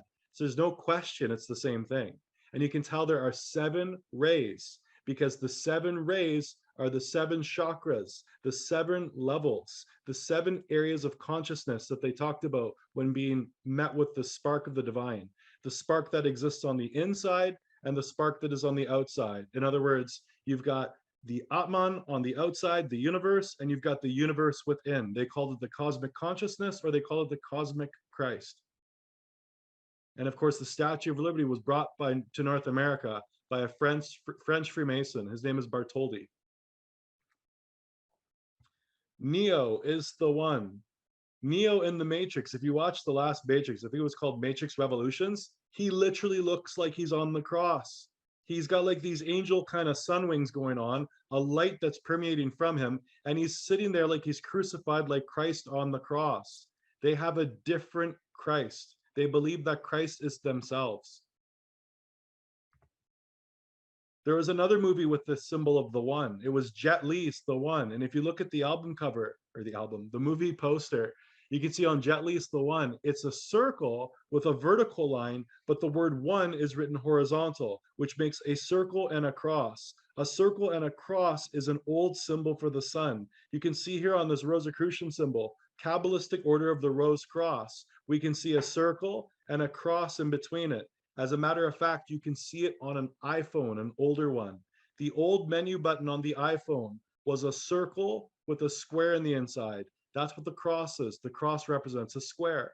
So circle square symbolism is solar symbolism. So the iPhone was actually pointing out the symbol of the sun. It's really strange to make a menu button that's intuitively not marked as menu, but instead as a circle with a square inside of it. There's the Circle Square Ranch. There's Pope Francis. Remember, Pope Francis is a Jesuit. He's the first Jesuit Pope. And you can see that Pope Francis signs his name with the circle and the cross. That's the solar cross. It's the Kabbalistic cross of the Rosicrucians and the Jesuits. They all have the same idea. The Jesuits have a vow to obey the Pope. But if the Pope is a Jesuit, maybe he should have a vow to obey the superior general. I feel like I'm still a Jesuit in terms of my spirituality, what I have in my heart. So he identifies as a Jesuit. Jesuits aren't Christians. They're mystic Christians. Their practice of spirituality is Christian mysticism. It's from Babylon. And of course, you can either come out as a false Christ, or what you're also going to learn is if you invert this alchemical process, you get an antichrist. You can have both. So when you look at the Society of Jesus or the Jesuits, you can see the solar symbol. On the right-hand side, we also have solar symbols. That circle with a cross is an old symbol for the sun. Sun cross. A sun cross, solar cross, or wheel cross is a solar symbol consisting of an equilateral cross inside of a circle. The design is frequently found in the symbolism of prehistoric cultures, particularly in the Neolithic to Bronze Age. Periods of European prehistory, the symbol's ubiquity and apparent importance in prehistoric religion has given rise to its interpretation as a solar symbol. Hence, the modern English term sun cross or Sonnenkreuz. And you can see that cruz at the end there, Rosicrucian. You can see how it has to do with the sun cross. So if you look, you can see not only is there a circle with a cross in the word Pope, and the word Pope, the letter O. O is the 15th letter of the alphabet. 1 + 5 is 6 on the Kabbalah, which is metaphysics, which is what they practice. 6 is the number for the sun. That's why you'll look and you'll find a lot of logos. Go buy something in a store and look at how often the merchants, remember Babylon had to do with the merchants. Look how often the merchandise has an O that looks different than the rest of the word. They always enhance it a little bit. Not necessarily a cross inside of it. Maybe it's bigger. Maybe they put like a light burst coming out of it. There are lots of logos where the O is accentuated. But if you also notice behind the O, what do you see? It looks like they put some kind of a glowing circle, a glowing ball. That's right. It's the sun. So again, you can either figure out that this is sun worship from the O with the cross in the center, or you can figure out that the circle, that halo-y looking ball thing behind that's glowing, that's the sun. And you'll see it's hosted by ABC News. A plus B plus C is a 6. And it's a 6 inside of a black circle. The Jesuits have the symbol of a black sun. Now you understand why the first Jesuit Pope had a special on ABC. It's a black sun. Very clever. For Hindus, Christ is an Acharya, and I'm probably pronouncing that horribly. His example is a light to any of us in this world who want to take up the serious practice of spiritual life. His message is no different from the message preached in another time and placed by Lord Krishna and Lord Chaitanya. So here we have a clone of Christ in Hinduism. And this is why they always point you towards, well, when Christ was 12 years old, he went towards the east and took his Nazarene oath and he became the Christ. They're trying to blend together Buddhism and Christianity. So you'll pick up the religion of sun worship from Babylon and assume that it has something to do with the Bible. But the book of Ezekiel warned people, in the future, you're going to worship the sun because they're going to blend it with the Son of God. They're going to take the sun, S-U-N, and blend it with the sun, S-O-N. Clever. Here it is again, Acura. Here's an article on it. I'm wondering if this is actually pronounced Acura. Looking at it, I'm wondering if that has something to do with the Japanese or the Chinese car, Japanese car, whatever it is. Maybe, maybe not. Maybe my pronunciation is just bad. But if it is, that's where the name Acura would come from, if that's the case. In Indian religions and society, it is a preceptor and expert instructor in matters such as religion or any other subject. Okay, so this title that they give Christ, which isn't Christ, they're calling him some kind of a master. But of course, if you can become Christ, that means you can also become a master, which is why in the Bible, Christ said, call no one your master, because groups like the Rosicrucians and the Masons are calling people masters. And Akya is a highly learned person with little affixed to the names of the learned subject. So it could be an individual that is an instructor, a teacher, or a master in religion, or it could be just someone who is extremely knowledgeable in any specific field. They would also receive this title. Acura is sometimes used to address an expert teacher or scholar in any discipline. For example, and I'm going to butcher this too, Bahas Karyakra, an expert mathematician. Numerology, right? The numbers, people with this number pattern. It was all based on astrology, astronomy. That's why you always saw numerology creeping up in the occult, because it had to do with astronomy and astrology. And so what they would do is they would track the stars, because of course the stars to them were gods. And so when they would communicate with the gods, number became important. A Bhaskara is an Indian mathematician and astronomer. So there it is, right? The mathematicians and astronomers, they go hand in hand. They often deal with arithmetic, algebra, mathematics of planets and spheres. So again, mathematics of planets, astronomy. The Bible said, don't worship the sun, the moon, the stars. Astrology is all based on the idea of tracking the planets, their positions, the angles of light that come down from those planets, and how they think that those gravities affect the human body and pull people in different directions. And that's why the word planetas in Greek, planetas figuratively is defined in the lexicon as a false spiritual teacher, leading to people, trying to mislead God's children into an area of spiritual ignorance.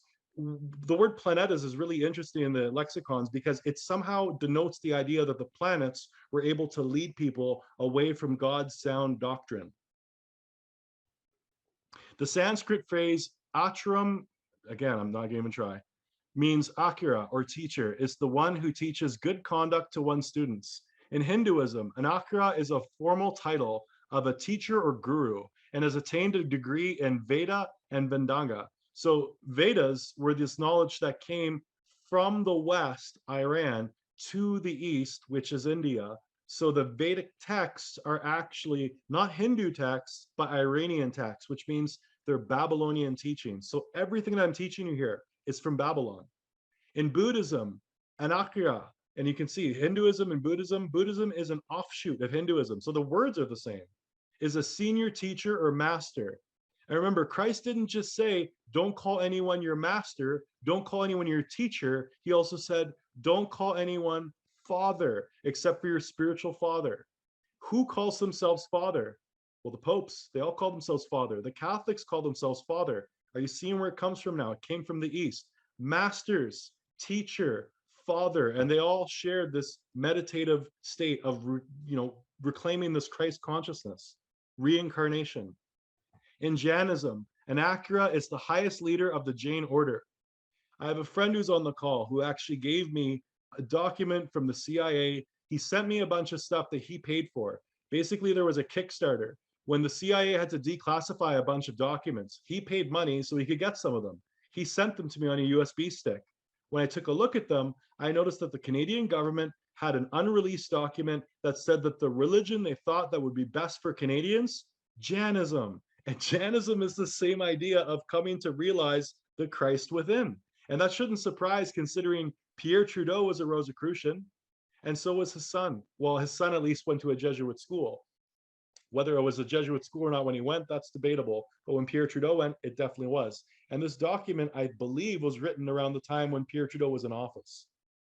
Akra is one of the Panka, Parismi, the 5 supreme beings, and thus worthy of worship. Who's worthy of worship? Christ and Christ alone. What are they teaching? They're teaching that you can become a Christ, you can become a God. And then through the self-realization and meditation, you become worthy of worship. Hence why in Freemasonry and Rosicrucianism, you have a worshipful master. And in the Jesuits, you have this Black Pope who is the supreme general. And clearly, whatever he says, you do. And that's someone worthy of worship in their eyes. They are the final authority in monastic order, and they have authority to ordain new monks and nuns. See the word nuns there? Starting to realize where the Catholic nun came from, because it sure didn't come from the Bible. They are also authorized to consecrate new idols, although this authority is sometimes delegated to scholars designated to them. So we have idol worship here in these monastic orders that go back to the East, but we see a lot of idol worship in the Catholic Church as well. And the Jesuit leader came to this new spiritual awakening when he was in front of this idol of the Black Madonna. See how important the idols were and why God made a commandment saying, do not worship idols? Nuns existed long before the church in Jainism and Buddhism.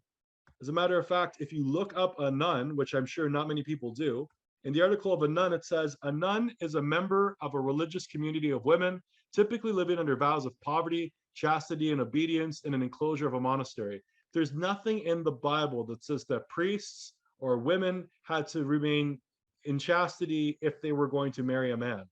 A priest, for example, doesn't marry in the Catholic Church, they remain celibate, and the nuns do the exact same thing. This is not a biblical teaching. The high priest, which was Aaron, he had a wife. And the other priests that followed him, they had wives too. So this is not biblical. This is from the East. Communities of nuns exist in numerous religious traditions. See, it's not just Catholicism, including Buddhism, Christianity, Jainism, and Taoism. So Christianity, we're talking Catholicism. When we look at the nuns in Catholicism, that's relatively new because Buddhism and Jainism and Taoism, these ideas precede it. So that means that the nuns existed first in the East before they made it to Rome. In the Buddhist tradition, female monastics are known as bhikkhuni and take several additional vows compared to the male monastics.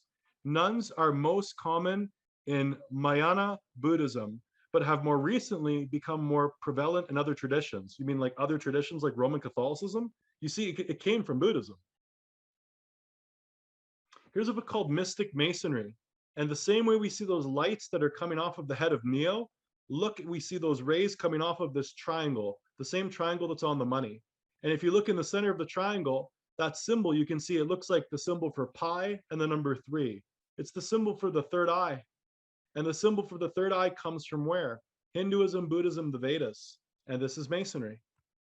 Of course, when we look at the very top of Masonry, the top shows the Vedas, and they're bursting out of this light. It looks like the sun that was around Neo's head. We can also see India is directly below it, and Buddhism directly below it. And look what's at the very bottom. Constantine, Christianity. And Constantine was into sun worship.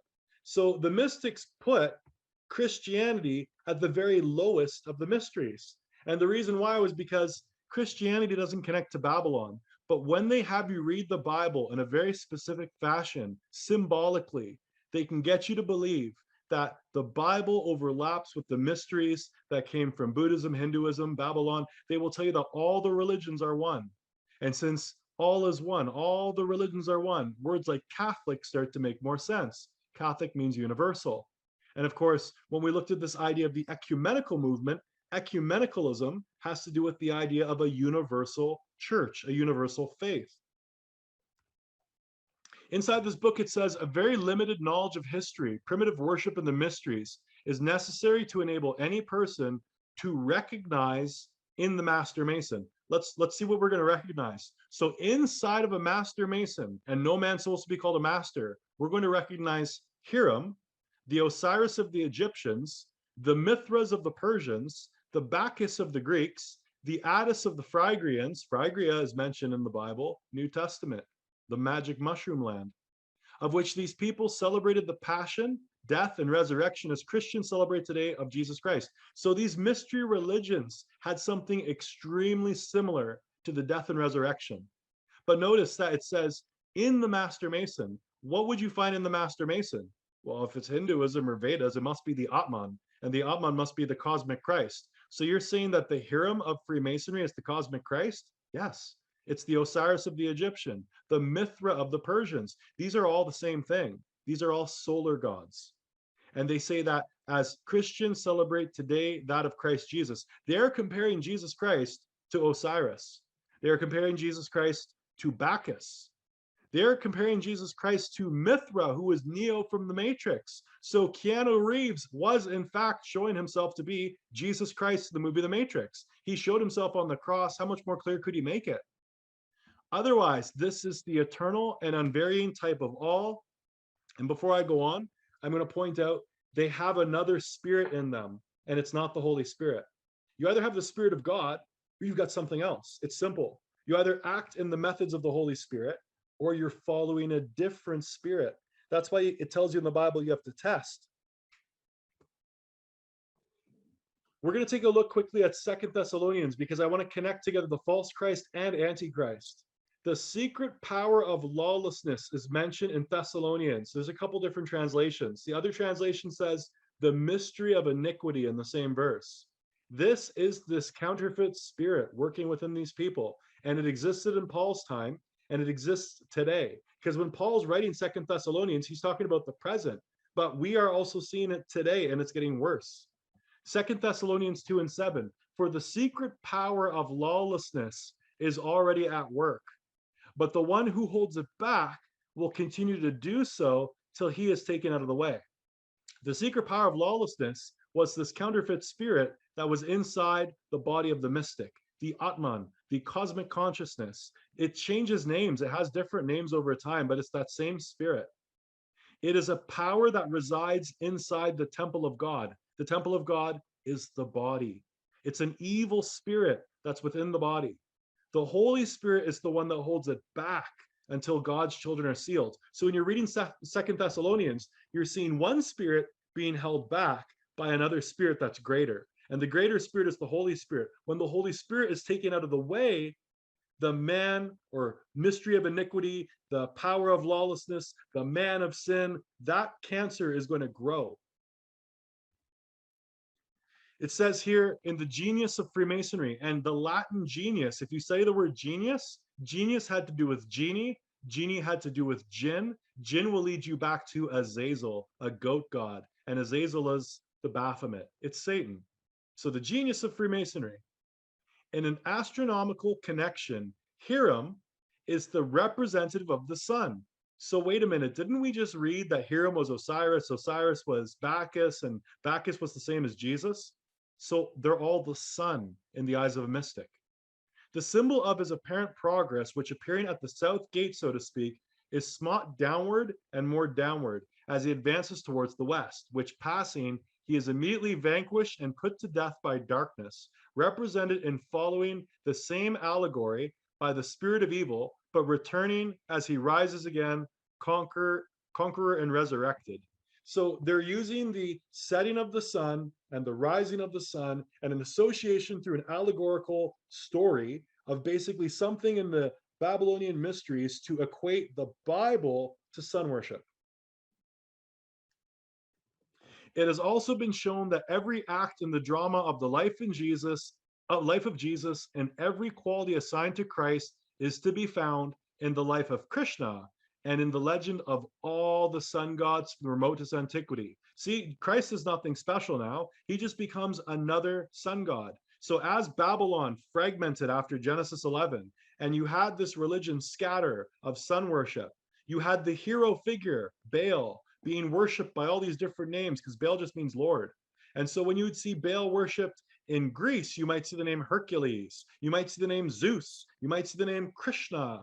You just have different names for the sun god, which the mystics said it's all the same thing. It's a man that comes to the inner realization that they are in fact God.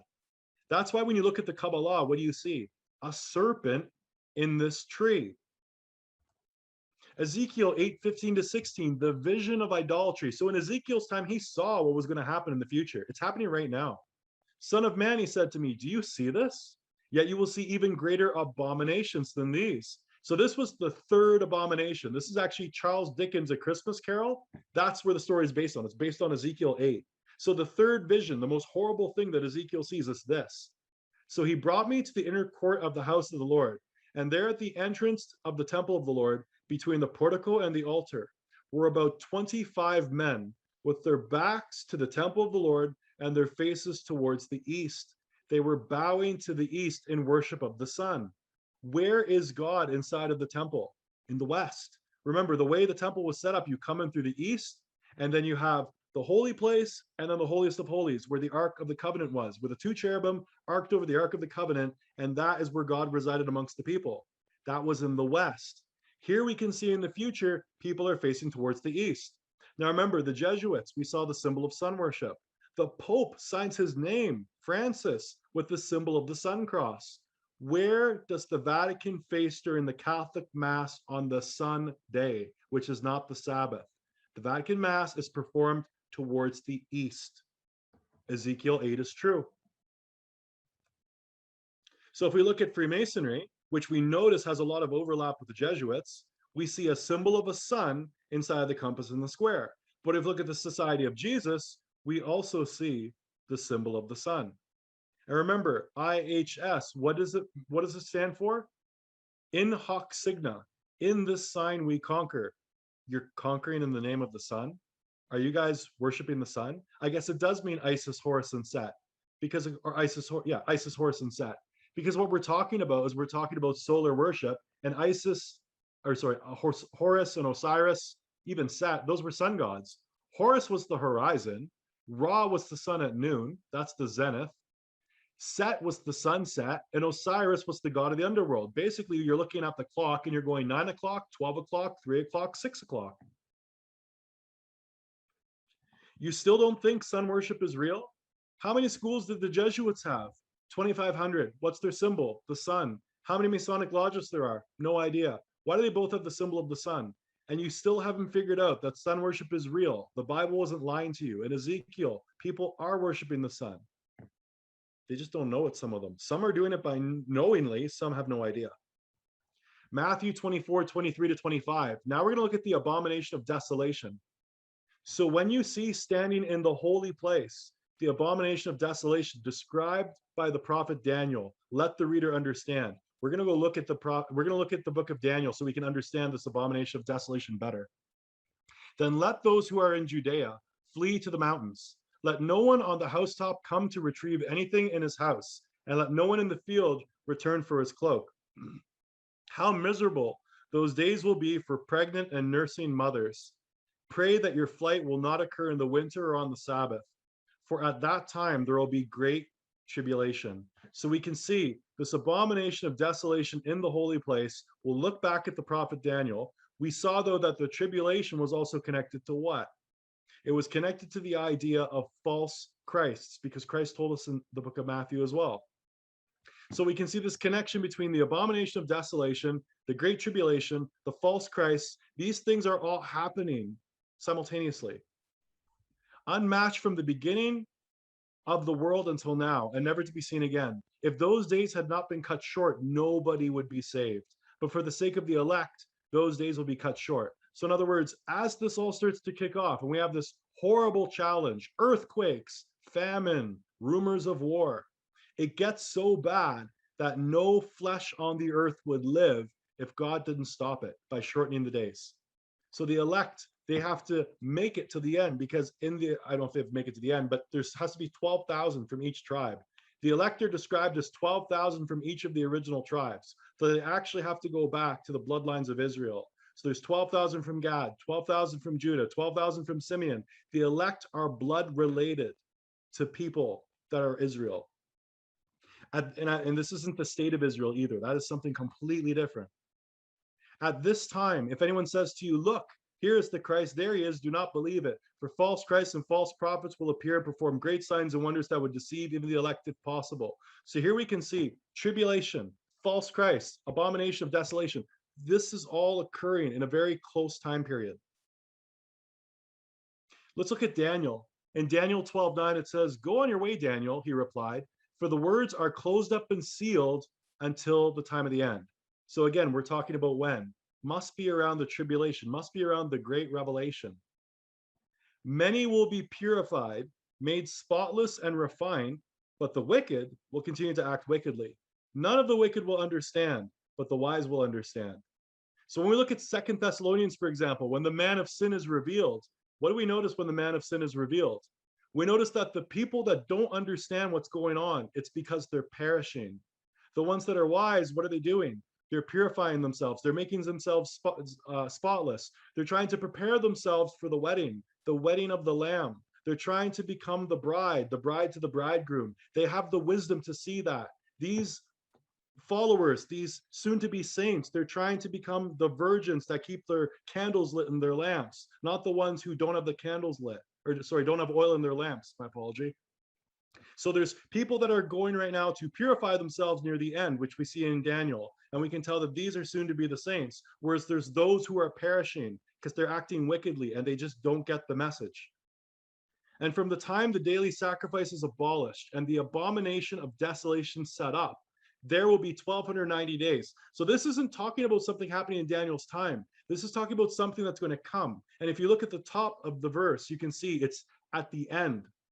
So 1290 days. Blessed is he who waits and reaches the end of 1335 days. Let's look at that number 1290, because 1290 is approximately 3.5 years. And that's why everyone talks about halfway through the tribulation, and they make these comments about the Antichrist. 3.5 years, half of 3.5 doubled is 7. The tribulation they've looked at as being a 7-year period. So 7 years of just a lot of anxiety, a lot of struggling, famines and wars and chaos. But halfway through, this is where people have been equating for years, this idea of the abomination of desolation, which they call the Antichrist. The abomination of desolation is the spirit of iniquity that operated in Paul's time. He said so. There will come a point when this Antichrist spirit, it's a solar spirit, takes over a temple of God, the body, and it will speak with authority as if it is God. I'm going to point this out that Hitler mentioned this, and we're going to try to figure out who this is. I have learned most of all from the Jesuit order. So far, there has been nothing more imposing on earth than the hierarchical organization of the Catholic Church. A good part of the organization I have transported direct to my own party. The secret history of the Jesuits. Remember, the Jesuits have a solar symbol. Hitler had a swastika. That's a solar symbol. The Jesuit conspiracy, the secret plan of the order. The world takeover will be conducted by solar cults, blinding people with their superior intellect. It'll be lunar solar. Spiritual illumination, Illuminati. And if you look carefully, you can start to see it happening right now. Start researching some of these people that are in power. Anthony Fauci, your Pope, Donald Trump, Justin Trudeau. The Secret Instructions of the Jesuits. Here is a book that was not to be seen. April 1517, the Oath of Secrecy of the 1680s. It's very difficult to find their writings. You can find this, so if you look at the top, archive.org. These are the principles of the society, and let such denial be confirmed by those of our members, whom we are sure know nothing of them, and let them set in contrast to these our general instructions and ordinances printed or written. So you can see that members of the society don't even necessarily know these rules. Okay, so there's an elite, there's an elect group within the Jesuits. Also, let the superiors carefully and cautiously inquire whether these instructions have been made known to any stranger, and let no one transcribe them, don't write them down, either for himself or for another, or to allow them to be transcribed, unless with the consent of the general or provincial And if there be any doubt concerning anyone as to his preserving so great secrets of the society, let the contrary be told to him, and let him be dismissed. In other words, if anyone starts to figure this out and he's not supposed to figure it out, dismiss them, get them out. We're not going to go through all of it, but I'll show you a couple that I thought were interesting. Our people should not separate with the intention of residing in the style of a college except in wealthy cities. For the object of the society is to imitate Christ our Savior. Woo, that's a big one. The object of our society is to imitate Christ our Savior. I hope that's in a good way. Who live principally at Jerusalem and only pass through other less important places. Let the greatest amount be always extorted from widows by impressing upon them our extreme necessity. This doesn't sound very Christ-like. So the order was able to get money from what? Widows who were left with inheritances. In each province, let no one besides the provincial know the exact value of the revenues, and let what is contained in the Roman treasury be kept secret. Okay, so you guys are sitting on a big pot of money, and some of your money seems to come from widows that you befriended.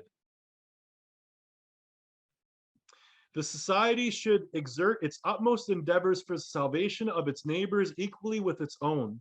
Wherefore, it is necessary to discharge the most humble duties in hospitals, to visit the poor, the afflicted, and prisoners, to receive confessions promptly and generally, that by the uncommon charity towards all, and by the novelty of the things, the principal inhabitants may be led to admire and love our people. So the Jesuits would do good works.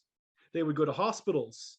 They would help the poor. They would visit the poor, They afflicted prisoners that were afflicted. They would give this outward image of looking like they're very noble. And that would cause people to have love and fondness for the Jesuits. Seeing the double face here, the double-mindedness. The greatest possible care must be taken that these instructions do not fall into the hands of strangers, because being envious of us, they may interpret them with a sinister purpose. But if this should happen, which God forbid, let it be denied. So keep in mind, I'm going to name some prominent Jesuits today, or at least they went to a Jesuit school. Anthony Fauci, is he leading the world right now? He went to Georgetown. Donald Trump, he was leading the world. He went to Fordham University. Justin Trudeau, questionable. His father, Pierre Trudeau, definitely. Remember, from Jesus to Christ. Now, you can either do these meditations, because remember, there's an inner group of Jesuits and there's an outer group. The inner group, it looks like they're going to become a false Christ. They're going to meditate. They're going to think about the sacrifices of Jesus. They're going to think about the cross and eventually have this mystical experience and then come to the conclusion that they're God. The Antichrist is going to do something very similar, because the Antichrist is double-minded. It's not just sun, it's moon mixed with sun. And that's why you can see the symbol of the horns following some of these members. They have the symbol of the sun, but yet they're doing the symbol of the horns, which is a lunar symbol. 1 John 2:22, who is the liar except the one denying that Jesus is the Christ? This is the Antichrist, the one denying the Father and the Son. So the Bible gives us a clear indication of who the Antichrist is. It's one who denies the Father and the Son. So if one becomes the Christ, is that the Antichrist? No, that would probably be the false Christ, because he's not denying the Christ. He's just confused and thinking he is the Christ. However, the ones involved in this order, and they believe that they're gods and they're doing things ungodly, that would be an Antichrist. For example, people that are double-minded like a beast, liars, right? It says right at the beginning of 1 John, who is the liar? So if I have a Jesuit and a Jesuit's lying, a Jesuit is not a false Christ now. A Jesuit now becomes an Antichrist. If I have a Mason and a Mason's not following good thought, good word, good deed, he's not a Mason. He's now becoming an Antichrist. 1 John 2:18, children, it is the last hour. Just if you have heard that the Antichrist is coming, so everyone's waiting for some one guy. They think it's eye patch. I always joke about that. So now many Antichrists have appeared. If you had your eyes open, you would see there's Antichrists everywhere. Flick on your TV, listen to them. You'll hear them. They are members of groups like Masonry. They are members of groups like the Jesuit Order. They are fighting against the false Christ. You have a war right now between Antichrist and false Christ, and they're getting you to choose between the two of them, and most people can't even see it. And they're making movies and songs, and we listen and we don't hear. This is how we know it is the last hour. John tells us we'll know it's the last hour when this chaos of the Antichrists starts picking up. So there are lots of Antichrists around now. There were Antichrists in John's time. There are a lot more Antichrists today. You might know someone in your family that's an Antichrist. Anyone who denies the Christ has that spirit of Antichrist. But these Antichrists that are awaiting the coming of this Antichrist, kind of an eye patch master, they're consciously aware of the Dark Lord. I have the wrong verse number here, but it is 1 John. And every spirit that does not confess Jesus is not from God. So if you're trying to figure out, if you're in the New Age and you think that you've figured out that Christ is some kind of a New Age Krishna, if that spirit that you're working with, that channeler, that medium, and you should have nothing to do with mediums anyway, if that spirit doesn't confess that Christ is God, you already know that you're being deceived. This is the spirit of Antichrist, which you have heard is coming and which is already in the world at this time. All these New Age masters, all these hippies, all these people that are trying to explain that aliens or angels tried to explain to me that Christ is something different than what you think, these are spirits of Antichrist. Lots of New Agers are dealing with these alien entities, which aren't even aliens, they're demons. They're the ones trying to get you to believe that Christ is something else. They are Antichrist. Spiritual wickedness in high places. Children, it is the last hour. And just if you have heard the Antichrist is coming, so many Antichrists have appeared as the last, that's how you'll know it's the last hour. So I kind of repeated that again. But again, it's the idea that you're surrounded by Antichrists. One is coming, but you're not looking for the Antichrists that are here because too many Christian churches have been taught by Jesuits. They've been taught by Masons, and they've been taught to just look for one guy to appear, and they're going to get deceived. They'll probably choose the false Christ. They'll probably choose the grand from Jesus to Christ. They'll choose a man who eventually is able to perform miracles on earth because Christ was telling you that you'll meet him in the air. You're not going to meet Christ on the ground. If you don't want to be deceived by one of the false Christs, they're going to have a great Antichrist, but they will also have a great false Christ. Maitreya, maybe that's the name they'll use. They'll have this fifth Buddha. They'll have this Mahdi that the Muslims are looking for. They will have this Christ-like figure that will be greater than all the other false Christs, and he will perform miracles. But if you know the scriptures and you know that Christ will not touch his feet on the ground, Christ will not be in a temple. As a matter of fact, Christ will not touch his feet on the soil of earth until after the millennium. So Christ will return and take his people into the air. 1,000 years will pass before he puts his feet on the ground. For those of you who don't know the scriptures, when you see someone come out of some temple and the Jews and the news, they all claim, this is him, this is the Messiah. That is the false Christ. 2 John 1 and 7. For many deceivers have gone out into the world, refusing to confess the coming of Jesus Christ in the flesh. Any such person is the deceiver and the Antichrist. So the ones that are telling you, no, Christ is not coming in the flesh. Who's that? An Antichrist. So what are the mystics telling you? The mystics have a very different idea on who Christ is. Look what it says. A very limited knowledge of history of primitive worship and mysteries is necessary to enable any person to recognize in the master mason, Hiram, Osiris, Mithra, Bacchus, Attis, of which these people celebrated the passion, death, and resurrections as Christians celebrate today that of Jesus Christ. Vatican assassins, Jesuits, and the New World Order. When people say the New World Order, they don't even understand where it's coming from, or at least who's involved with it. The New World Order has a lot to do with communism, Freemasonry, Jesuitism, and this is the dark side of the sun, the dark side of the order. The irony, though, is it's not the dark side of the sun, it's the light side of the sun. Their symbol is the dark sun, but the ones that blind you with their intelligence, you get blinded by the light, that's the sun. If you look at the Jesuit logo, we see a cauldron or a kettle or a cooking pot. I'll go with cauldron. And you know why it's a cauldron? Because witches and sorcerers have cauldrons. We've got two wolves, and then there's a sun in the center. The Bible talks about wolves. If you look here, here's a cauldron with two wolves on each side. It's a kid's cartoon, but look what's happening. That sheep is about to get fleeced. Matthew 10:16, behold, I am sending you out like sheep among wolves. Therefore be shrewd as snakes and innocent as doves. A lot of Christians are innocent as doves. They're very upbeat. They've got this very kind, loving nature. But shrewd is intelligent. They're not as intelligent as the serpent. They're being deceived by the serpent. You are amongst a group of wolves that look like sheep. You can't even tell them apart from you. The tares are amongst you. And if you don't smarten up, they're going to fleece you. Luke 10:3, and he told them, the harvest is plentiful, but the workers are few. Ask the Lord of the harvest, therefore, to send out workers into his harvest. Go, I am sending you out like lambs among wolves. Christ told us to do two things. He says, well, more than that, but he said, if you love me, do these two things. If you love me, keep my commandments. That's one thing he said. If you love me, feed my sheep. We need more people to feed the sheep. There's a harvest. The harvest is plentiful, but there's weeds, and then there's the fruit, right? The wheat.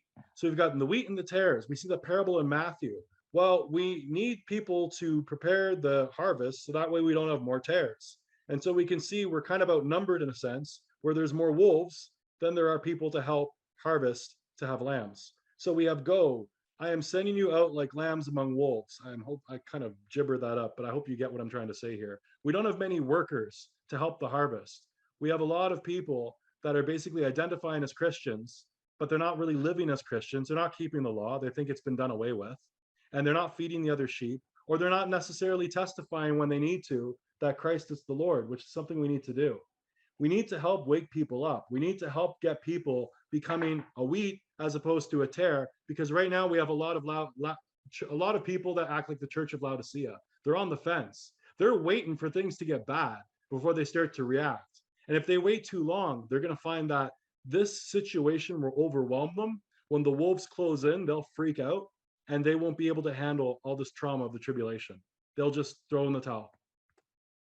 John 10:12, but he is an hireling and not the shepherd, whose own sheep are not, seeth the wolf coming, and leaveth the sheep and fleeth.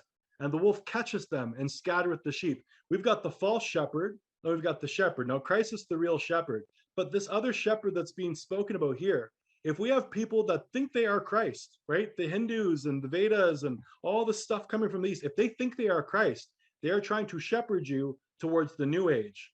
But when they see the wolf coming, when they see the ones that are evil, they see them come, what are they going to do? They're going to meditate their way out of here. They're not going to die when the wolves close in. They're going to leave the sheep that haven't figured out that they're Christ yet, and they're just going to leave them behind. This is referring to Zechariah 11:17. That's what John was referencing. Woe to the worthless shepherd who deserts the flock. May the sword strike his arm and his right eye. May his arm be completely withered, his right eye totally blinded. The right eye is associated to the sun. So we have some shepherds that aren't good shepherds, because what did David do? When David had his sheep and he had wild animals like lions coming to attack the sheep, he fended off the wild animals and he protected his sheep. The false shepherd, the worthless shepherd, the false Christ, when the going gets tough, they're going to get going. They're going to meditate. They've already figured out how to meditate and leave their body. So if their body gets destroyed, they're not going to care, because of course they won't be in it. The rest of you who don't know how to meditate and leave your body, when they come and they pillage, and they come for the saints and come for their heads, and they cause famine and war and plague, you got to sit here and you have to deal with it. There's two sons. In Egypt, you had Horus and you had Set. Horus was the horizon, the new sun rising. Set was the sunset. He was like Satan, darkness. One son will leave the sheep pretending to be God, and the other will ravage the sheep as if they were gods. False Christ, Antichrist. The Jesuits of Rome orchestrated all the wars. 50 years in the Church of Rome by Charles Chiniquy. The Jesuits are a military organization, not a religious order. Their chief is the general of an army, not the mere father abbot of a monastery. And the aim of this organization is power. Power in the most despotic exercise, absolute power, universal power, power to control the world by volition, will of a single man. So I would suspect that if you have an Antichrist figure that's coming, and they're going to control the world with a single man, this might be the organization you would look towards if you're trying to figure out the Antichrist character. Because it's not going to be a baby like you watch in some of these movies like The Omen or Prophecy, where this Damien, right, this child that basically is this evil child, that's symbol. We're dealing with a spirit that's inside of a person.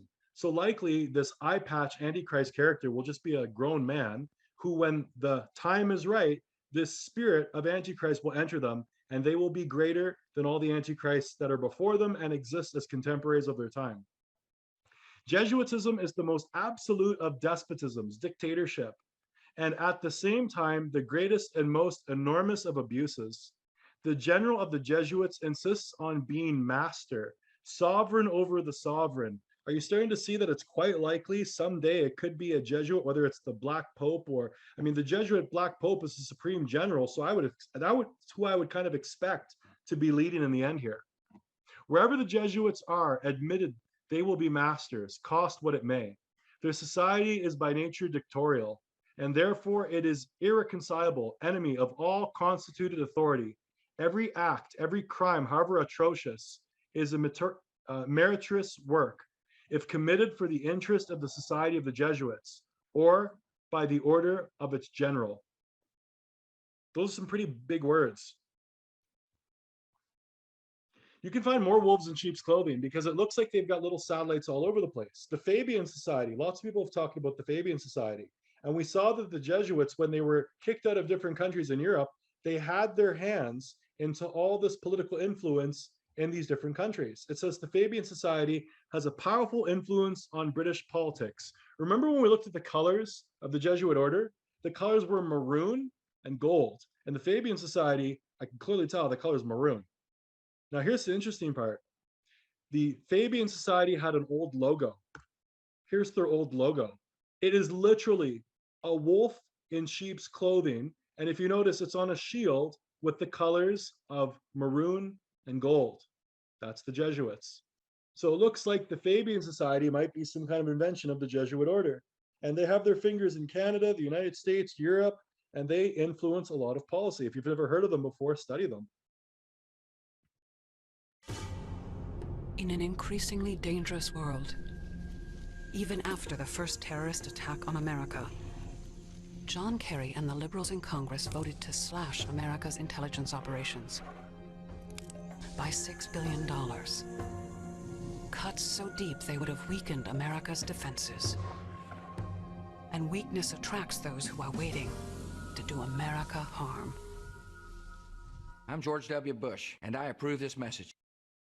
Are you for real? And you can't see the wolf in sheep's clothing. My goodness, here's George Bush. I'm sure no one's going to call him a hero. He's had some very interesting politics throughout his years and wars, lots of wars. And he just decides he's going to put a bunch of wolves for his commercial, for his 2004 ad for presidency. Obviously, he approved it. You saw it at the end of the commercial. And here are the wolves coming forward. I'm like, would this be a wolf in sheep's clothing? If you research the religion of George Bush, you'll find out that his family is Methodist. If you look up John Wesley and the Methodists, they have a coat of arms. Guess what that coat of arms is? A wolf in sheep's clothing. I kid you not. A wolf in sheep's clothing is the symbol of the Methodist Church. It's their coat of arms on their shield. And that is the church that Bush aligned himself with. I don't think he's a Christian. And if it is, of course, it would be practicing the Ignatian spirituality. But I think this alchemical process went a little bit wrong inside of George Bush, where instead of coming to the conclusion that he was the false Christ, I think he came to the conclusion he was an antichrist, a destroyer. The Jesuits have vowed to obey the Pope, but if the Pope is a Jesuit, maybe should have vowed to obey the superior general. I feel like I'm still a Jesuit in terms of my spirituality, what I have in my heart.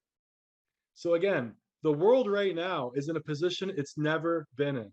Years ago, I mentioned, oh, this is interesting. We have our first Jesuit Pope. The Jesuits have never had this much power before. We have a North American leader that his family has ties to the Jesuit order. We have a president, at least Fordham University, that was Donald Trump. He looked like he had ties, but he also had ties to Israel. And then we also had Anthony Fauci, who went to Georgetown University. We have a lot of Jesuit control, and there's more than that. I'm just naming the few off the top of my head. But I've noticed since their power has increased, your way of life has certainly decreased. Do you think that's a coincidence?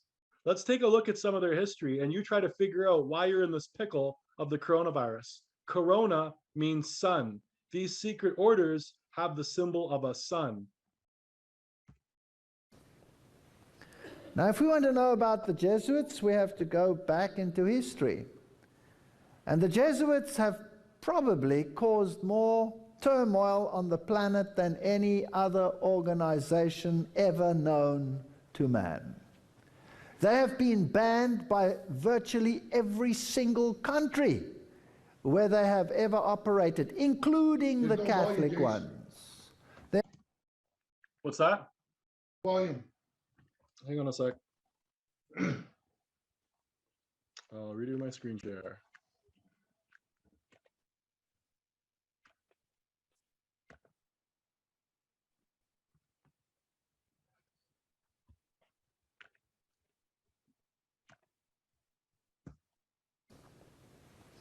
Now, if we want to know about the Jesuits, we have to go back into history.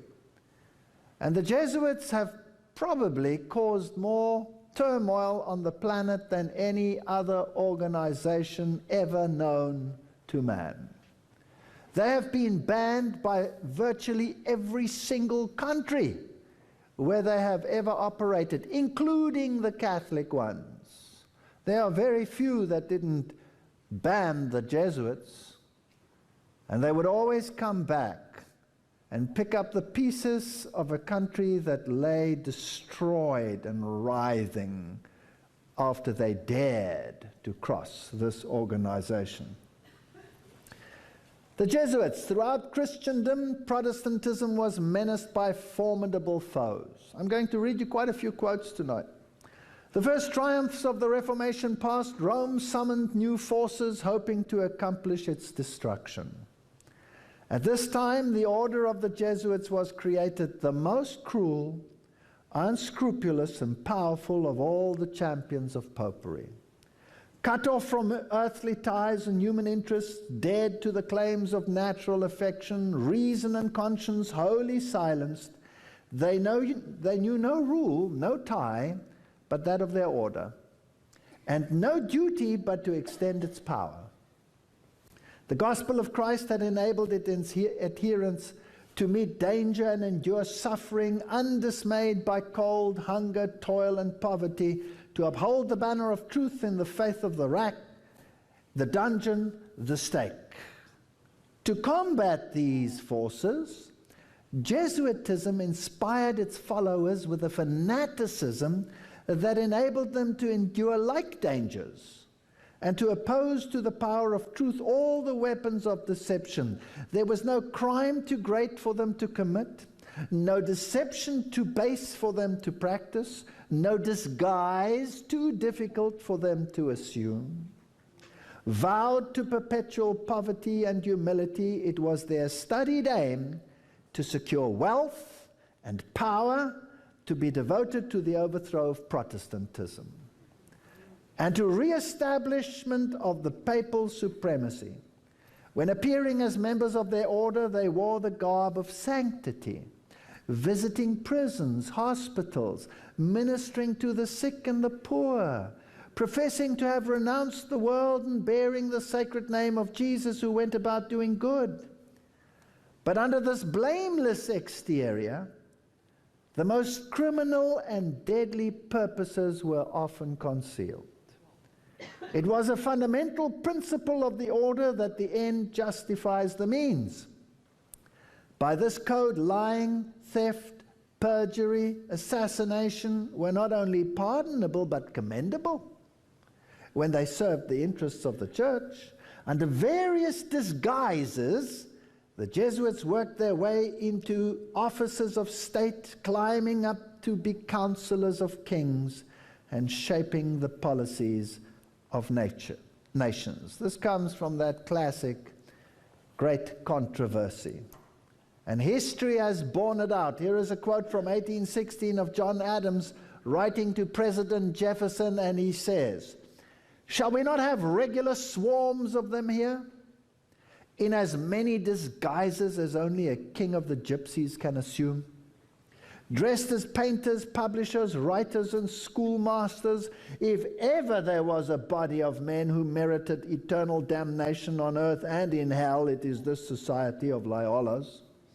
That's pretty straight, isn't it? This is history. This is history, and you can check the line through history and see the blood that flowed. And who was always behind it?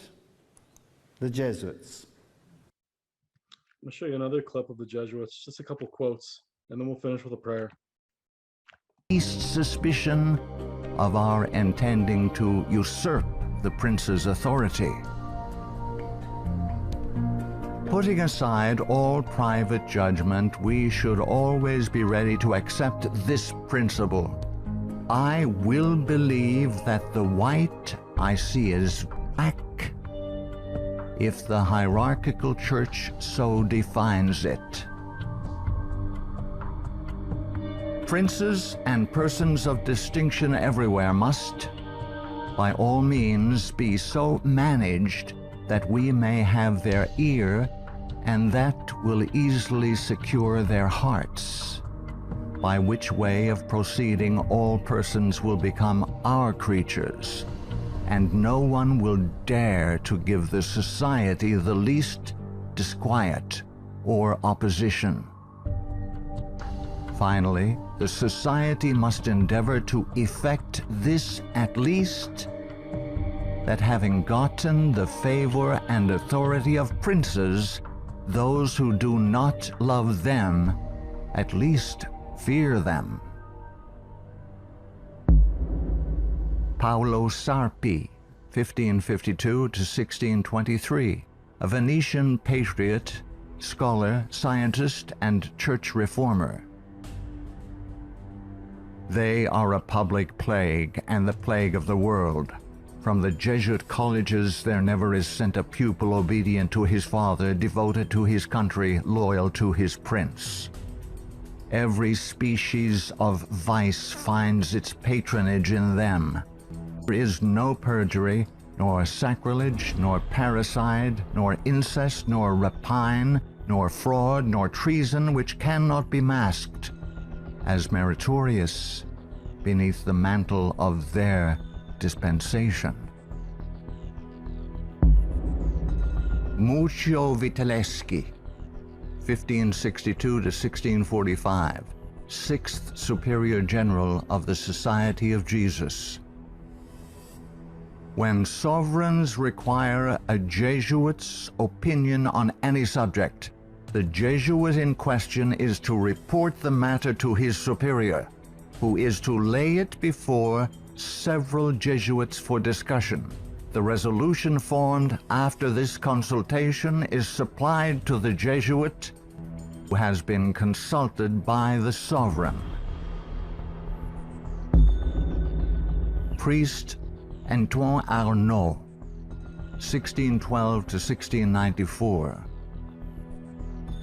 Do you wish to excite troubles, to provoke revolution, to produce the total ruin of your country? Call in the Jesuits and build magnificent colleges for these hot-headed religionists. Suffer those audacious priests in their dictatorial and dogmatic tone to decide on affairs of state.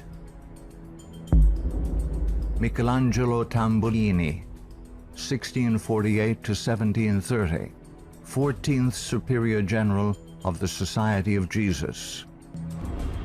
See, sir, from this chamber I govern not only to Paris, but to China, not only to China, but to all the world, without anyone to know how I do it.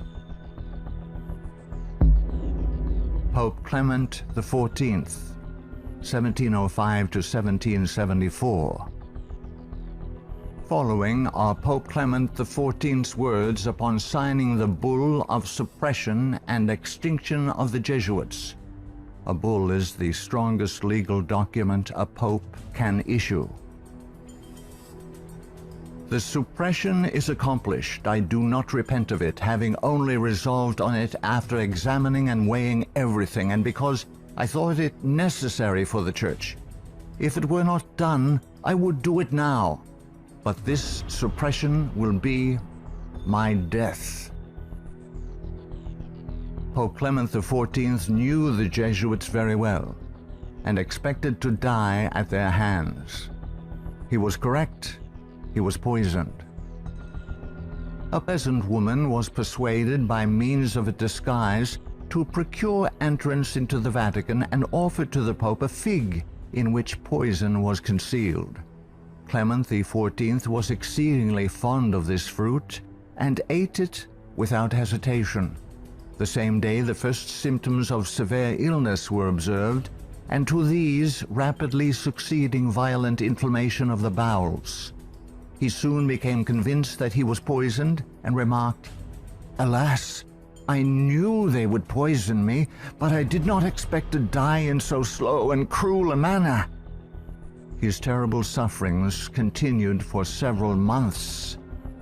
When he died, the poor victim, said Comenin, of the execrable Jesuits to which the Bishop of Pistoia, Scipio di Ricci, the nephew and heir of Jesuit General Ricci, fully agreed. Pope Pius VII, the Pope who restored the Society of Jesus. Soon after Pope Pius VII was released from Napoleon's prison in 1814, he quickly restored the Society of Jesus with the papal bull Sollicitudo Omnium Ecclesiarum. If any should again attempt to abolish it, the Society of Jesus, he would incur the indignation of Almighty God and of the holy apostles Peter and Paul. John Adams, 1735-1826, second President of the United States of America. In 1816, John Adams wrote to Thomas Jefferson, third President of the United States, regarding the restoration of the Society of Jesus. My history of the Jesuits is not eloquently written, but it is supported by unquestionable authorities, is very particular and very horrible. Their restoration is indeed a step toward darkness, cruelty, perfidy, despotism, death. I do not like the appearance of the Jesuits. If ever there were a body of men who merited eternal damnation on earth and in hell, it is this Society of Loyola's. Shall we not have regular swarms of them here, in as many disguises as only a king of the gypsies can assume, dressed as painters, publishers, writers, and schoolmasters? If ever there was a body of men who merited eternal damnation on earth and in hell, it is this Society of Loyola's. We are compelled by our system to offer them asylum. Napoleon Bonaparte, 1769 to 1821, Emperor of the French. The Jesuits are a military organization, not a religious order. Their chief is a general of an army, not the mere father abbot of a monastery. And the aim of this organization is power. Power in its most despotic exercise. Absolute power, universal power, power to control the world by the volition of a single man. Jesuitism is the most absolute of despotisms, and at the same time the greatest and most enormous of abuses. The general of the Jesuits insists on being master sovereign over the sovereign. Wherever the Jesuits are admitted, they will be masters, cost what it may. The society is by nature dictatorial, and therefore it is the irreconcilable enemy of all constituted authority. Every act, every crime, however atrocious, is a meritorious work, if committed for the interest of the Society of the Jesuits or by the order of the general. Adam Weishaupt, 1748 to 1830, a Jesuit German philosopher and founder of the Order of the Illuminati. The degree of power to which the representatives of the Society of Jesus had been able to attain in Bavaria was all but absolute. Members of the order were the confessors and preceptors of the electors, hence they had a direct influence upon the policies of government. The censorship of religion had fallen into their eager hands, to the extent that some of the parishes even were compelled to recognize their authority and power.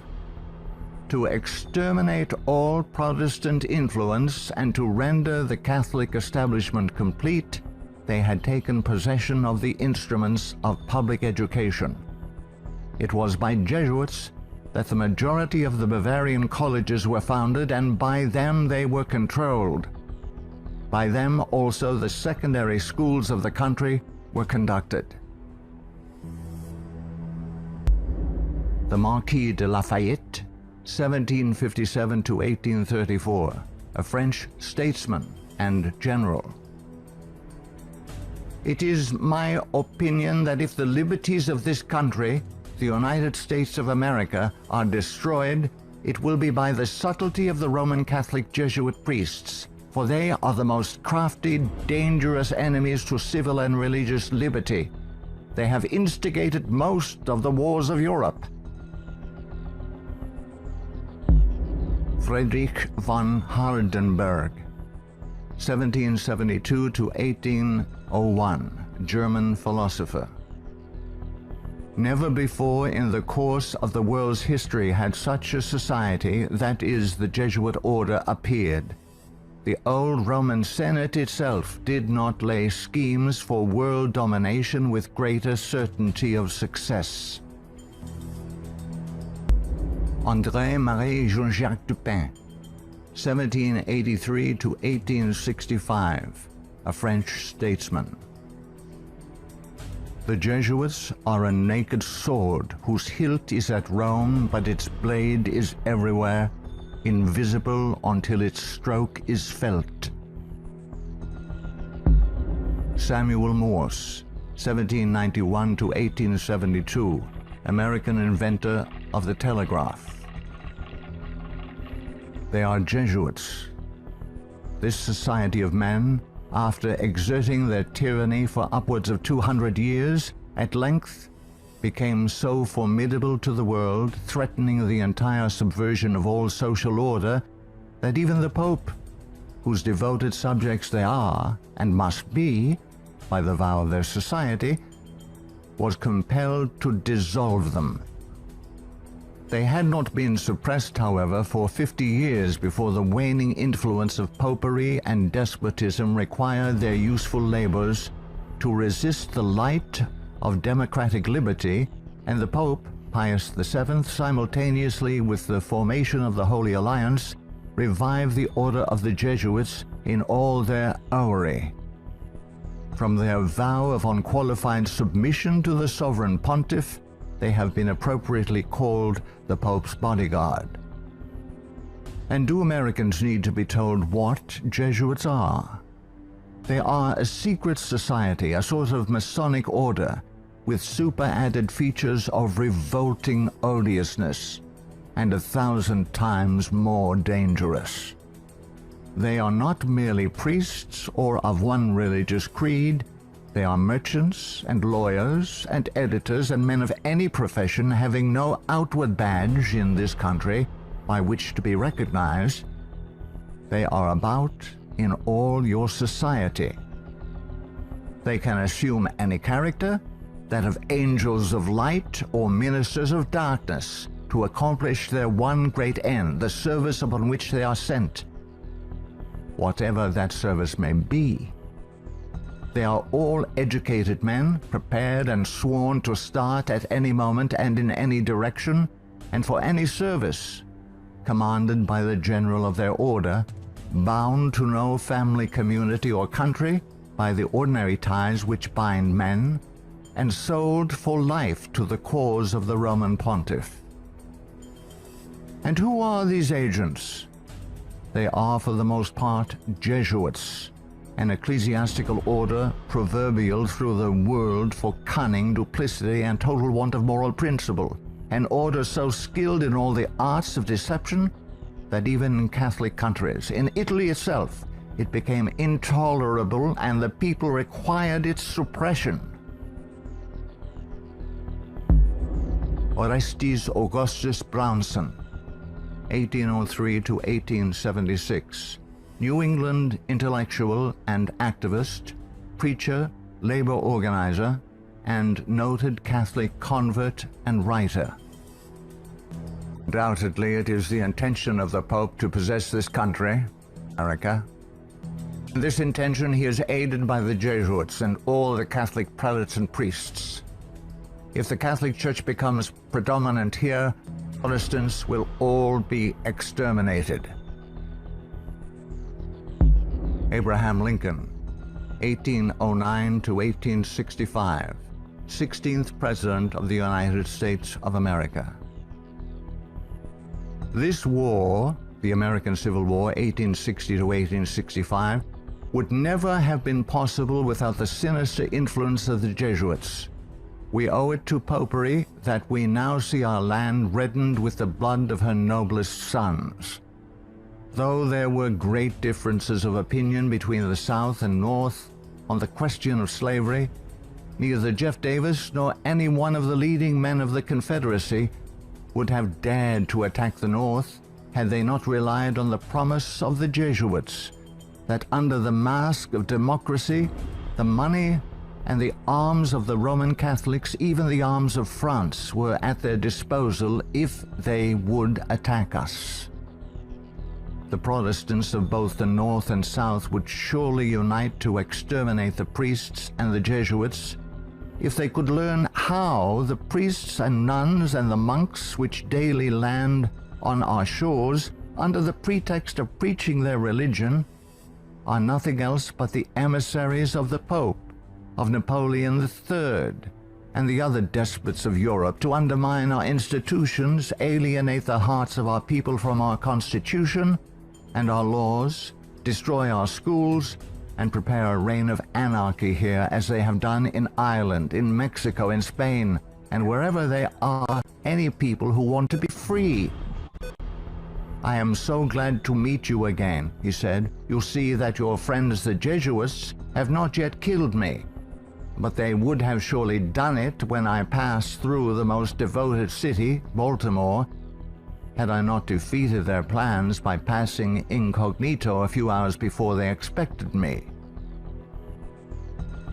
New projects of assassination are detected almost every day, accompanied with such savage circumstances that they bring to my memory the massacre of St. Bartholomew and the gunpowder plot. We feel, at their investigation, that they come from the same masters in the art of murder, the Jesuits. So many plots have already been made against my life that it is a real miracle that they have all failed when we consider that the great majority of them were in the hands of skillful Roman Catholic murderers evidently trained by the Jesuits. The Jesuit order is an order you either heard of or you haven't heard of. And normally if you hear about it, you typically hear good things. The problem is that history is written by the victors. And if you start to notice, America, Europe, there's been a solid conquest long before I came into the world, where they've strengthened their power. At this point in history, we've got a Jesuit Pope, which is the first time ever. And we have Jesuit schools all over the world. And we have Jesuits in very prominent positions of politics. And a Jesuit that's leading this whole coronavirus campaign, Anthony Fauci.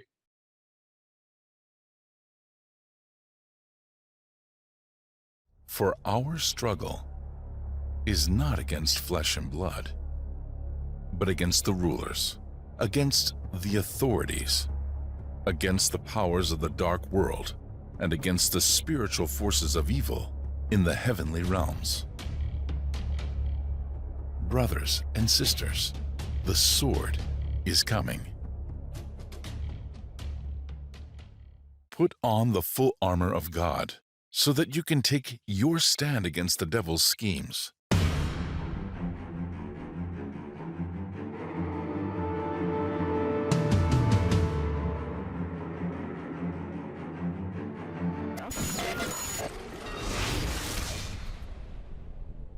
That at the name of Jesus, every knee shall bow.